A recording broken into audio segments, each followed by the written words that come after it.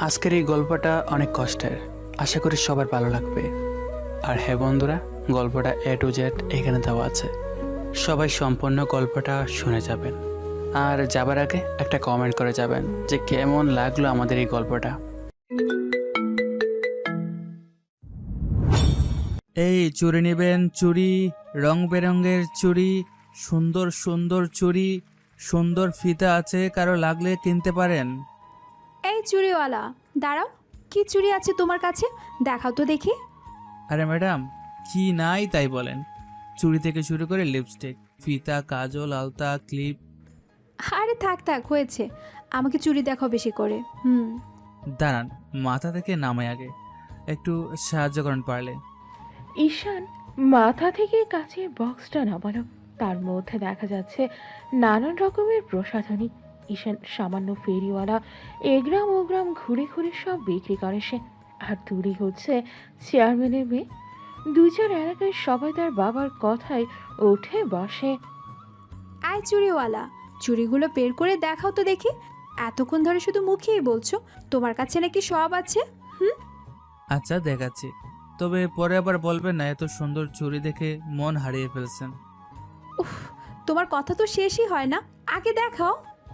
ঈশান কাচের বক্সটা খুলে একে একে চুড়িগুলি বের করতে লাগলো।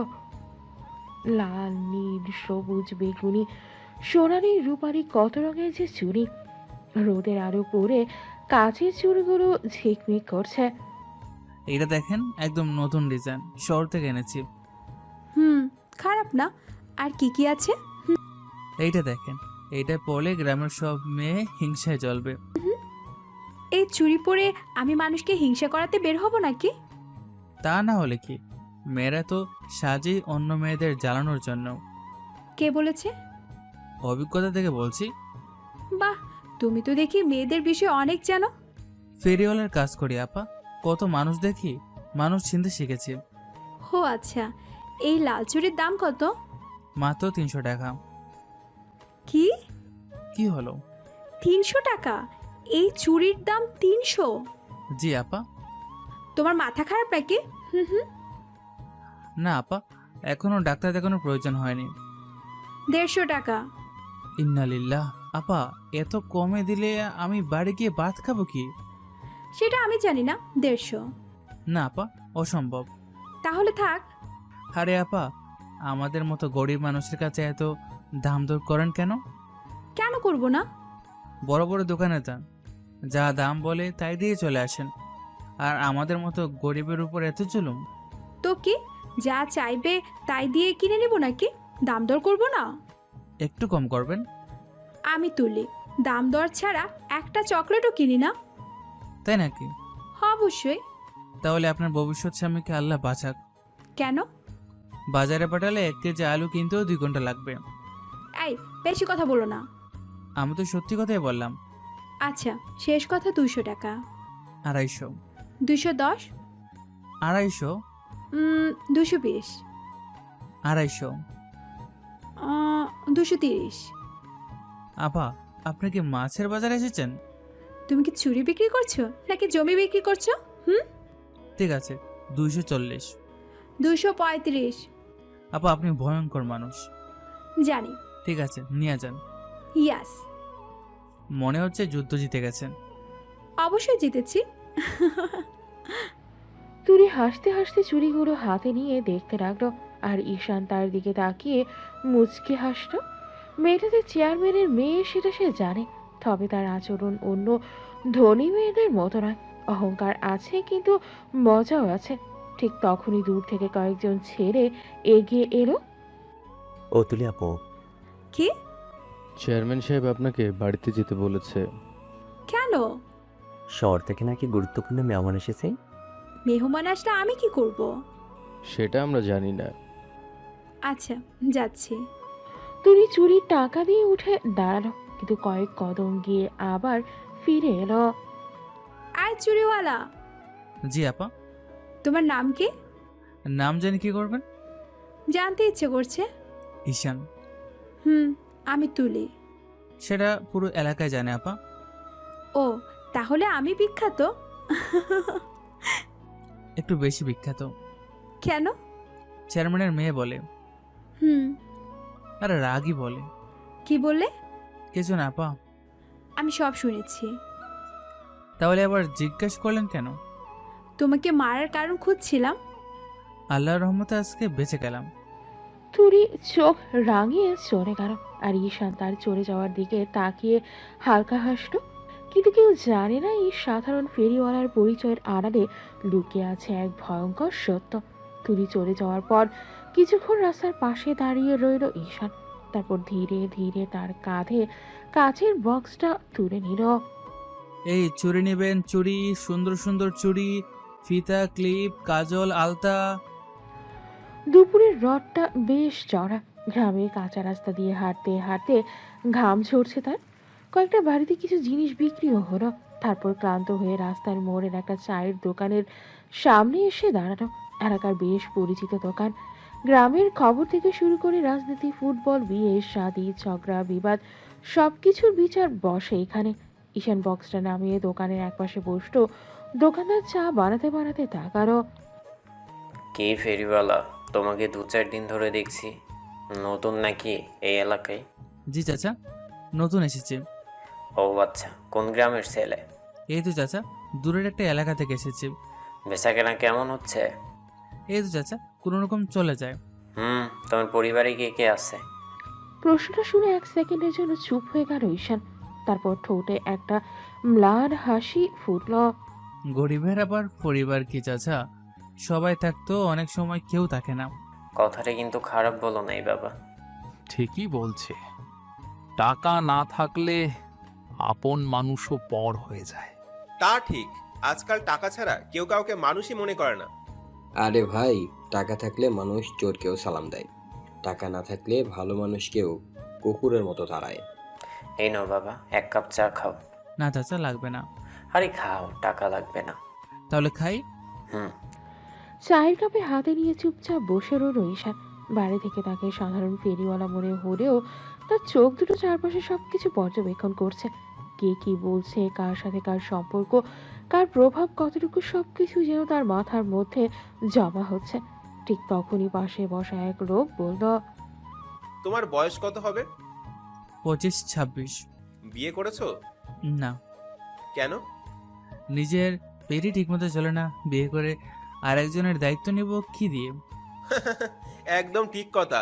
তা মেয়ে দেখলে ভালো লাগে না? লাগে। তাহলে দূর থেকে দেখি, কাছে যাওয়ার সাহস করি না। কেন? গরিব মানুষ চাচা, সুন্দরী মেয়েদের দিকে বেশি তাকালে পরে লাঠি খেতে হয়। কথা কিন্তু সত্যি। আরে সুন্দরী মেয়েরা এখন গরিবের দিকে তাকায় নাকি? তাকায় চাচা। সত্যি? তারপর? তারপর বলে, এই যে ভাই, রাস্তা থেকে সরে দাঁড়ান। তুমি তো বেশ মজার ছেলে। পেটের দুঃখে মানুষ মজা করতে শিখে যায় চাচা। সবাই যখন হাসাহাসি করছে তখন দোকানের সামনে একটা মোটরসাইকেল এসে থামলো। মোটরসাইকেল থেকে নামলো দুজন যুবক। তাদের দেখেই দোকানের কয়েকজনের মুখের হাসি মিলিয়ে গেল। লোক এক আস্তে করে বলল, ওরা আবার এসেছে। চুপ করো, বেশি কথা বলো না। ঈশান বিষয়টা খেয়াল করলো।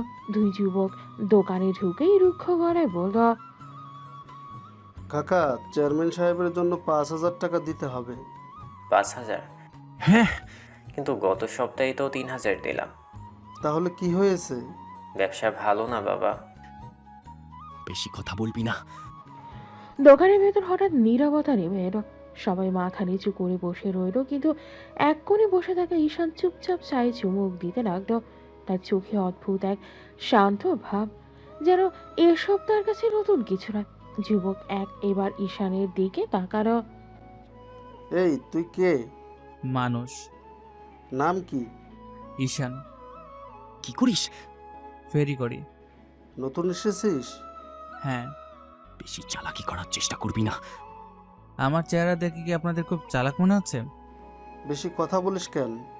ছোটবেলা থেকে অভ্যাস। সাবধানে থাকবি। আল্লাহ বর্ষা। ছেলে দুটো কিছুক্ষণ থেকে দোকানদারের কাছ থেকে টাকা নিয়ে চলে গেল। তারা চলে যেতেই সবাই স্বস্তির নিঃশ্বাস ফেল। আল্লাহ বাঁচাইছে। ওরা কারা চাচা? বেশি কিছু জিজ্ঞাসা করো না বাবা, এই এলাকায় কিছু কথা কম জানাই ভালো। ঈশান চুপ করে গেল, কিন্তু তার চোখে ক্ষণিকের জন্য অন্যরকম এক ঝলক দেখা গেল। একজন সাধারণ ফেরিওয়ালার চোখে এমন দৃষ্টি থাকার কথা নয়। মনে মনে সে বলল, বুঝতে পারছি, ধীরে ধীরে এসব বের হবে। কে কার হয়ে কাজ করে, কার ছত্রছায়া এসব চলছে, সব হিসাব একদিন বের করব। তারপর আবার আগের মতো সরল মুখ করে চায়ের কাপ হাতে তুলে নিল। আর দোকানের সবাই ভাবলো ছেলেটা শুধু একটা গরিব ফেরিওয়ালা, কিন্তু তারা জানে না এই সাধারণ ফেরিওয়ালার আগমনে খুব শিগগিরই পুরো এলাকার বহু বছরের গোপন অন্ধকার কেঁপে উঠবে। চায়ের দোকান থেকে বের হয়ে নিজের কাজ করতে লাগলো ঈশান। আর অন্যদিকে তুলি ধীরে ধীরে বাড়ির দিকে হাঁটছে। মাথার মধ্যে ঘুরছে ফেরিওয়ালার কথাগুলো। ছেলেটা অদ্ভুত, গরিব হলেও কথাবার্তায় ভয় নিয়ে সংকোচ নেই। তুলি অজান্তেই তার ঠোঁটের কোণে হালকা হাসি ফুটে উঠল। আহাম্মক একটা। নিজের মনেই কথাটা বলে আবার হাঁটতে লাগলো। কিছুক্ষণ পর চেয়ারম্যান বাড়ির বিশাল গেটের সামনে এসে পৌঁছালো। দারোয়ান গেট খুলে দিল। আপা, চেয়ারম্যান সাহেব অনেকক্ষণ ধরে খোঁজ করছেন। কেন? শহর থেকে মেহমান এসেছে। জানি। বাড়ির ভেতরে ঢুকতেই দেখতে পেল ড্রয়িং রুমে কয়েকজন অপরিচিত লোক বসে আছে। সবাই দামি পোশাক পরা, কারো হাতে মোটা সোনার আংটি, কারো গলায় সোনার চেন, কারো হাতে দামি ঘড়ি। বাইরে থেকে দেখলে ভদ্রলোকই মনে হবে, কিন্তু তাদের চেহারায় এমন কিছু ছিল যা তুলির ভালো লাগলো না। কেমন যেন রুক্ষ, কেমন যেন ভয়ঙ্কর। যেন হাসছে ঠিকই, কিন্তু সেই হাসির মধ্যে আন্তরিকতা নেই। তুলির বাবা সোফায় বসে গল্প করছিলেন, তাকে দেখেই ডাক দিলেন। ওই যে তুলি, এদিকে আয়। জি বাবা। ওরা আমার ব্যবসায়িক বন্ধু, শহর থেকে এসেছে। ও, সালাম কর। আসসালামু আলাইকুম। ওয়ালাইকুম সালাম। ওয়ালাইকুম আসসালাম মা, বেঁচে থাকো। কিন্তু সালাম দেওয়ার সময় তুলির বুকের ভেতর কেমন যেন অস্বস্তি হলো, কারণ লোকগুলোর দৃষ্টি তার একদম ভালো লাগলো না। তারা কথা বলছে বাবার সাথে, কিন্তু মাঝে মধ্যে তাদের চোখ চলে যাচ্ছে তার দিকে। আর তার সেই দৃষ্টিতে এমন কিছু ছিল যা তুলিকে অস্বস্তিতে ফেলল। সে মাথা নিচু করে দাঁড়িয়ে রইল। লোক এক হেসে বলল, চেয়ারম্যান সাহেব, আপনার মেয়ে তো বড় হয়ে গেছে।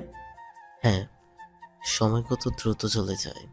দেখতে তো একদম শহরের মেয়েদের মতো, মাশাআল্লাহ। কথাগুলো স্বাভাবিক হলেও তাদের চোখের ভাষা তুলির কাছে স্বাভাবিক লাগলো না। তুলির মনে হলো তারা তাকে মানুষ হিসেবে নয়, অন্য কিছু হিসেবে দেখছে। তার ভেতর কেবল যেন বিরক্তি জমতে লাগলো। লোক একা আবার বলল, কি করো মা? পড়াশোনা করি। খুব ভালো, বয়স কত? প্রশ্নটা শুনে তুলির ভ্রু কুঁচকে গেল। তার ভালো লাগলো না, তবুও ভদ্রতার খাতিরে উত্তর দিল, 21। লোকগুলো একে অপরের দিকে তাকিয়ে হালকা হাসলো। সেই হাসিটাও তুলির পছন্দ হলো না। চেয়ারম্যান হয়তো বিষয়টা খেয়ালই করলেন না, তিনি নিজের মতো গল্পে ব্যস্ত। লোক দুই বলল, চেয়ারম্যান সাহেব, মেয়ে তো একদম রাজকন্যা, এখনই বিয়ের চিন্তা করা উচিত। ভালো পাত্র পাওয়া গেলে দেরি করা ঠিক না। তুলি এবার বিরক্ত হয়ে গেল। সে স্পষ্ট বুঝতে পারছে কতগুলো শুধু সাধারণ আলাপ নয়, তাদের আচরণে কেমন যেন অন্য ইঙ্গিত আছে। বাবা, আমি রুমে যাচ্ছি। আচ্ছা যাও। জি। তুলি আর এক মুহূর্তও সেখানে দাঁড়ালো না। দ্রুত সিঁড়ি বেয়ে ওপরে উঠে নিজের রুমে চলে গেল। রুমের দরজা বন্ধ করে গভীর নিঃশ্বাস ফেল। উফ! জানালার পাশে গিয়ে দাঁড়ালো সে। তার মনটা অদ্ভুত অস্বস্তিতে ভরে গেছে। সে বহু মানুষ দেখেছে, কে কেমন সেটা মোটামুটি বুঝতে পারে। আর আজ যাদের দেখলো তাদের একদম ভালো লাগেনি। তাদের চোখ, তাদের হাসি, তাদের কথা, সবকিছুতেই কেমন যেন কৃত্রিমতা। তুলি বিছানায় বসে পড়লো। ঠিক তখন তার বান্ধবী মিতুর ফোন এলো। হ্যালো। কই তুই? বাসায়। কি করছিস? কিছু না। কণ্ঠ শুনে মনে হচ্ছে কারোর সাথে ঝগড়া করে এসেছিস। না। তাহলে? বাসায় কিছু লোক এসেছে। আত্মীয়? বাবা তাই বলেছে। তাহলে সমস্যা কি? জানি না। মানে? লোকগুলোকে আমার একদম ভালো লাগছে না। কেন? বুঝাতে পারবো না। তোর সন্দেহ বেশি। না রে। তাহলে? কেমন যেন লাগছে। আচ্ছা, বেশি চিন্তা করিস না। হুম। ফোন রেখে দিল তুলি, কিন্তু তার মন শান্ত হলো না। অন্যদিকে নিচের ড্রয়িং রুমে চেয়ারম্যান ও তার অতিথিদের আড্ডা চলছে। একসময় চেয়ারম্যান অন্য কাজে বাইরে বের হয়ে গেলেন। তিনি বের হতেই লোকগুলোর মুখের ভাব বদলে গেল। লোক এক নিচু গড়ে বলল, মেয়েটা সত্যিই সুন্দর। চেয়ারম্যানের সবচেয়ে দুর্বল জায়গা, তাই তো কাজে লাগবে। সব কিছু ঠিকঠাক হলে চেয়ারম্যান সাহেব নিজেই আমাদের হাতে সব তুলে দেবে। শুধু একটু সময়ের অপেক্ষা। তারা আবার স্বাভাবিক মুখ করে বসে পড়ল, যেন কিছুই হয়নি। কিন্তু তারা জানে না এই এলাকার বাতাস বদলাতে শুরু করেছে, আর তাদের সব গোপন হিসাবের মাঝখানে নীরবে ঢুকে পড়েছে একজন মানুষ, একজন সাধারণ ফেরিওয়ালা সেজে ঘুরে বেড়ানো যুবক, যে দূর থেকে সবকিছু দেখছে, সবকিছু মনে রাখছে, আর সঠিক সময়ের অপেক্ষা করছে। ঈশান তখন গ্রামের রাস্তা দিয়ে হাঁটছে, তার মুখে সেই পরিচিত সরল হাসি, কিন্তু চোখে তীক্ষ্ণ সতর্কতা। কারণ তার তদন্তের জাল ধীরে ধীরে এমন কিছু মানুষের দিকে এগোচ্ছে যাদের নাম শুনে অনেক বড় বড় মানুষও ভয় পায়। বিকেলের সূর্যটা ধীরে ধীরে পশ্চিম আকাশে হেলে পড়ছে। গ্রামের কাঁচা রাস্তা ধরে হাঁটছে ঈশান, মাথায় কাচের বক্স, মুখে সেই চিরচেনা সরল ভাব। দেখলে মনে হবে সাধারণ এক ফেরিওয়ালা, কিন্তু তার চোখ দুটো চারপাশের প্রতিটা জিনিস গভীরভাবে পর্যবেক্ষণ করছে। এই চুড়ি নেবেন? চুড়ি, সুন্দর সুন্দর চুড়ি। হাঁটতে হাঁটতে গ্রামের একেবারে শেষ প্রান্তে চলে এলো সে। এদিকটায় মানুষজন কম, চারপাশে ঝোপঝাড়, কিন্তু পুরনো ভাঙাচোরা ঘর। হঠাৎ তার কানে কিছু আওয়াজ ভেসে এলো, কেউ যেন জোরে জোরে কথা বলছে, আবার কেউ হাসছে। কথাগুলো স্বাভাবিক মনে হলো না। ঈশান থেমে গেল, ধীরে ধীরে শব্দের উৎসের দিকে এগোলো। একটা পুরনো টিনের ঘর, দেখলেই বোঝা যায় বহুদিনের পুরনো। জানালার বেশিরভাগ অংশ ভাঙা, টিনে মরিচা ধরে গেছে। ঈশান চারপাশে একবার তাকালো, কেউ নেই। তারপর ধীরে ধীরে ঘরের এক পাশে গিয়ে দাঁড়ালো। টিনের দেয়ালে ছোট্ট একটা ফুটো, সেখান দিয়ে ভেতরে তাকালো সে, আর তাকিয়েই তার চোখ শুরু হয়ে গেল। ভেতরে 5-6 জন লোক বসে আছে, মেঝেতে গোল হয়ে, কারো হাতে সিগারেটের মতো কিছু, কারো সামনে ছোট ছোট প্যাকেট, কারো চোখ লাল। একজন বলছে, আর একটা দে। ধীরে খা, আজকে মজা লাগতেছে। কালকে নতুন মাল আসবে শহর থেকে। হ্যাঁ, বস বলেছে এবার বর চালান। ঈশানের মুখের হাসি মিলিয়ে গেল। সে সবকিছু মনোযোগ দিয়ে দেখতে লাগলো। একজনের সামনে সাদা ট্যাবলেট, আরেকজনের হাতে ছোট প্যাকেট। কেউ নেশাগ্রস্ত হয়ে পড়ে আছে, কেউ অদ্ভুতভাবে হাসছে। ঈশান মনে মনে বলল, বুঝলাম। কিন্তু সে আর এক মুহূর্তও সেখানে দাঁড়ালো না, কোনো আবেগ প্রকাশ করলো না, কোনো বীরত্ব দেখানোর চেষ্টা করলো না। চুপচাপ সরে গেল, কারণ সে জানে একজন অফিসার কখন কোথায় কি করতে হয়, আর কখন শুধু তথ্য সংগ্রহ করে সরে যেতে হয় সেটাও জানতে হয়। প্রায় 1/2 কিলোমিটার দূরে চলে এলো সে, একটা বড় গাছের নিচে দাঁড়ানো। চারপাশে কেউ নেই। নিশ্চিত হয়ে পকেট থেকে মোবাইল বের করলো। এই ফোনটাই তার আসল পরিচয়ের সবচেয়ে বড় প্রমাণ, কারণ গ্রামের কেউ কখনো তাকে ফোন ব্যবহার করতে দেখেনি। সবাই ভাবে গরিব ফেরিওয়ালার আবার স্মার্টফোন কিসের। ঈশান দ্রুত একটা নাম্বারে এনক্রিপ্টেড মেসেজ পাঠালো। মেসেজ, লোকেশন পাঠানো হলো, অবৈধ মাদক সেবন ও মজুতের সন্দেহ নিশ্চিত। টিম পাঠাও, কাউকে বের হতে দেওয়া যাবে না। তারপর লোকেশন শেয়ার করলো। ওপাশ থেকে কয়েক সেকেন্ড পর রিপ্লাই এলো, ওকে স্যার। ঈশান ফোনটা আবার পকেটে ঢুকিয়ে ফেললো, মুখে আবার সেই সরল হাসি, যেন কিছুই হয়নি।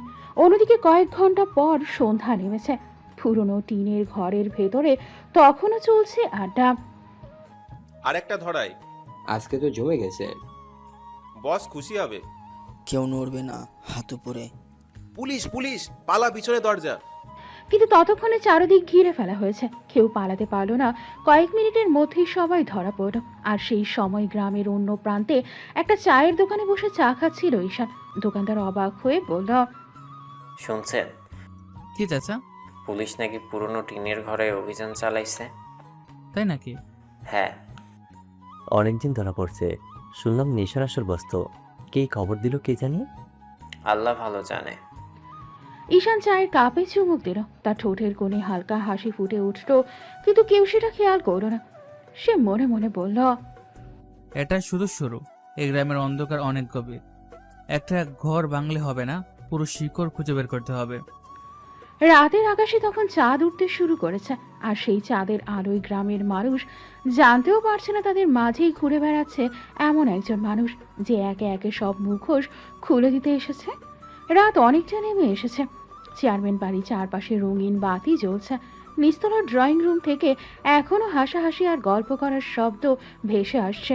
শহর থেকে আসা অতিথিরা এখনো বসে আছে। কেউ ব্যবসার কথা বলছে, কেউ রাজনীতির কথা, কেউ আবার জোরে জোরে হেসে উঠছে। কিন্তু বাড়ির দোতলার এক কোণের রুমে বসে আছে তুলি। সামনে বই করা, টেবিল ল্যাম্পের আলোয় পড়ার চেষ্টা করছে, কিন্তু বারবার মনোযোগ নষ্ট হচ্ছে। বইয়ের দিকে তাকালেও মাথার মধ্যে ঘুরছে বিকেলের ঘটনাগুলো, লোকগুলোর মুখ, তাদের হাসি, আর সবচেয়ে বেশি তাদের সেই অদ্ভুত দৃষ্টি। তুলি বিরক্ত হয়ে বই বন্ধ করে দিল। দূর, কে? আমি। আসো মা। কি রে, এখনো পড়ছিস? হুম। চল নিচে, তোর বাবা তোকে খেতে ডাকছে। মা, আমি নিচে যেতে পারবো না। কেন? তুমি জানো কেন? আবার শুরু করলি? মা, আমি সত্যি বলছি, আমি ওই লোকগুলোর সামনে গিয়ে বসতে পারবো না।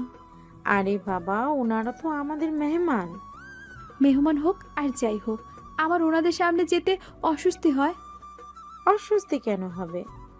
কারণ ওনাদের দৃষ্টি আমার ভালো লাগে না। কি সব বলছিস? আমি সত্যি বলছি মা, তুমি খেয়াল করোনি? না তো। আমি খেয়াল করেছি, ওনারা যখন কথা বলছিলেন তখন বারবার আমার দিকে এমনভাবে তাকাচ্ছিলেন যে আমার খুব খারাপ লাগছিল। মনে হচ্ছিল আমি সেখানে দাঁড়িয়ে নেই, আমাকে যেন বিচার করা হচ্ছে। তুই হয়তো ভুল বুঝেছিস। না মা, আমি ছোট বাচ্চা না, মানুষের চোখের ভাষা আমি বুঝতে শিখেছি। তুলির কণ্ঠে বিরক্তি স্পষ্ট। মা বিছানার পাশে বসে মেয়ের মাথায় হাত বুলিয়ে দিলেন। দেখ মা, সবসময় মানুষকে সন্দেহ করতে নেই। তোর বাবা এত বছর ধরে ব্যবসা করছে, মানুষ চেনে। বাবা মানুষ চেনে, আমি সেটা মানি, কিন্তু বাবা সবাইকে বিশ্বাসও করে ফেলে, এইটাই সমস্যা। কি বলতে চাইছিস? বলতে চাইছি, বাবা যাদের বন্ধু ভাবে তারা সবাই হয়তো বাবার বন্ধু না।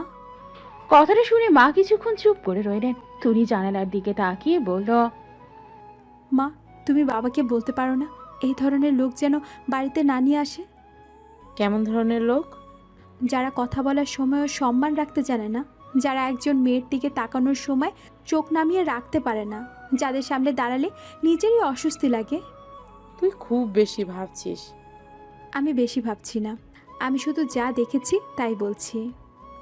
দেখ, তোর বাবা চেয়ারম্যান মানুষ, ব্যবসাও করে, কত রকম মানুষের সাথে মিশতে হয়। সবাই তো আর একরকম হবে না। মিশু, আমি তো বলছি না ব্যবসা বন্ধ করে দিতে, কিন্তু সবাইকে বাড়িতে আনতে হবে কেন? এই বাড়ি কি অফিস নাকি? তুই একদম ছোটবেলার মতোই আছিস, যা মনে হয় সরাসরি বলে দিস। মিথ্যা বলতে পারি না। সেটা ভালো, কিন্তু সব কথা সবসময় বলা যায় না। কেন চায় না? কারণ পৃথিবীটা বইয়ের মতো সহজ না। মা, হুম। যদি কোনোদিন মনে হয় কেউ ভালো না, তখন কি তার থেকে দূরে থাকা উচিত না? উচিত। তাহলে আমি দূরে আছি, ওনাদের সামনে যেতে চাই না। আচ্ছা ঠিক আছে, কিন্তু তুই না গেলে তোর বাবা রাগ করবে। রাগ করুক। পাগলি একটা। আমি নিচে গিয়ে খেতে পারবো না, খাবার এখানে পাঠিয়ে দাও। ঠিক আছে, আমি তোর বাবাকে বলবো, কিন্তু উনি যদি নিজে রাখতে আসেন? তখন দেখা যাবে। মা উঠে দাঁড়ালেন, দরজার দিকে যেতে যেতে আবার ফিরে তাকালেন। তুলি, হুম। কোনো সমস্যা হলে আমাকে আগে বলবি, মনে কিছু চেপে রাখবি না। আচ্ছা মা। মা বেরিয়ে গেলেন। দরজা বন্ধ হয়ে গেল, রুম আবার নীরব হয়ে গেল। তুলি ধীরে ধীরে জানালার কাছে গিয়ে দাঁড়ালো। নিচের উঠানে কয়েকটা গাড়ি দেখা যাচ্ছে, অতিথিদের হাসির শব্দ এখনো ভেসে আসছে, কিন্তু তার মনটা কেমন অস্থির। কেন যেন মনে হচ্ছে এই লোকগুলোর আসার পেছনে শুধু ব্যবসার কথা নেই, আরও কিছু আছে যা সে এখনো বুঝতে পারছে না। অন্যদিকে ঠিক সেই সময় গ্রামের অন্য প্রান্তে নিজের ছোট্ট ভাড়া করা ঘরে বসে আছে ঈশা। সামনে ল্যাপটপ খোলা, মুখে আসি সরল ফেরিওয়ালার হাসি নেই, চোখে তীক্ষ্ণ মনোযোগ। স্ক্রিনে একের পর এক তথ্য ভেসে উঠছে। ধরা পড়া মাদক সেবীদের নাম, তাদের যোগাযোগ, কাদের সাথে ওঠা বসা, কারা তাদের নিয়ন্ত্রণ করে। ঈশান ধীরে ধীরে ফাইলগুলো দেখতে দেখতে থেমে গেল। একটা নাম দেখে তার ভ্রু কুঁচকে উঠল। তাহলে খেলা এত দূর পর্যন্ত গেছে? সে চেয়ারে হেলান দিল। তার চোখে তখন এমন এক দৃষ্টি যা বলে দিচ্ছে তদন্ত এখনই শুরু হয়েছে, আর খুব শিগগিরই এমন কিছু সত্য সামনে আসবে যাই পুরো এলাকার ক্ষমতাবান মানুষদের ভিত কাঁপিয়ে দেবে। তুলির রুম থেকে বের হয়ে ধীরে ধীরে নিচে নামলেন তার মা। সিঁড়ি বেয়ে ডাইনিং রুমের দিকে যেতেই দেখলেন টেবিলে সাজানো বিভিন্ন রকম খাবার, পোলাও, রোস্ট, কাবাব, মাছ, সালাদ। শহর থেকে আসা অতিথিদের আপ্যায়নে কোনো কমতি রাখেননি চেয়ারম্যান সাহেব। ডাইনিং টেবিলের একপাশে বসে আছেন তুলির বাবা, আর তার সামনেই সেই অতিথিরা সবাই গল্প করতে করতে খাওয়ার অপেক্ষা করছে। ঠিক তখনই চেয়ারম্যান সাহেব স্ত্রীকে দেখে বললেন, কি ব্যাপার, তুলি কোথায়? তুলি আসবে না কেন? ওর একটু শরীর খারাপ লাগছে। সে কি বেশি খারাপ নাকি? না না, তেমন কিছু না, মাথা ধরেছে একটু। তুমি চিন্তা করো না। ডাক্তার লাগবে? আরে না, ও বিশ্রাম নিলেই ঠিক হয়ে যাবে। নিশ্চিত? হুম। আচ্ছা। মেয়ের ব্যাপারে তিনি বরাবরই একটু বেশি চিন্তিত, কারণ তুলি তার একমাত্র মেয়ে, অনেক আদরের, অনেক স্বপ্নের। আমি খাবার উপরে দিয়ে আসি, তোমরা খাওয়া শুরু করো। আচ্ছা। তুলির মা খাবার নিয়ে উপরে চলে গেলেন, আর নিচে আবার আড্ডা শুরু হলো। লোক এক হাসতে হাসতে বলল, চেয়ারম্যান সাহেব, মেয়েদের আবার শরীর খারাপের অজুহাত অনেক। ঠিক বলেছেন, হয়তো বন্ধুদের সাথে ফোনে গল্প করবে। আরে না, আমার মেয়ে একটু অন্যরকম, অযথা মিথ্যা বলে না। যদি বলে শরীর খারাপ, তাহলে কিছুটা হলেও হয়েছে। ভালো, এখনকার দিনে এমন মেয়ে কম দেখা যায়। সত্যি বলতে কি, আপনার মেয়ে খুব ভদ্র। আলহামদুলিল্লাহ। কথাগুলো শুনে চেয়ারম্যান সাহেব খুশি হলেন, কিন্তু তিনি খেয়াল করলেন না কয়েকজনের চোখে তখনও অদ্ভুত একটা ঝিরিক, যেন তারা অন্য কিছু ভাবছে, কিছু হিসেব করছে।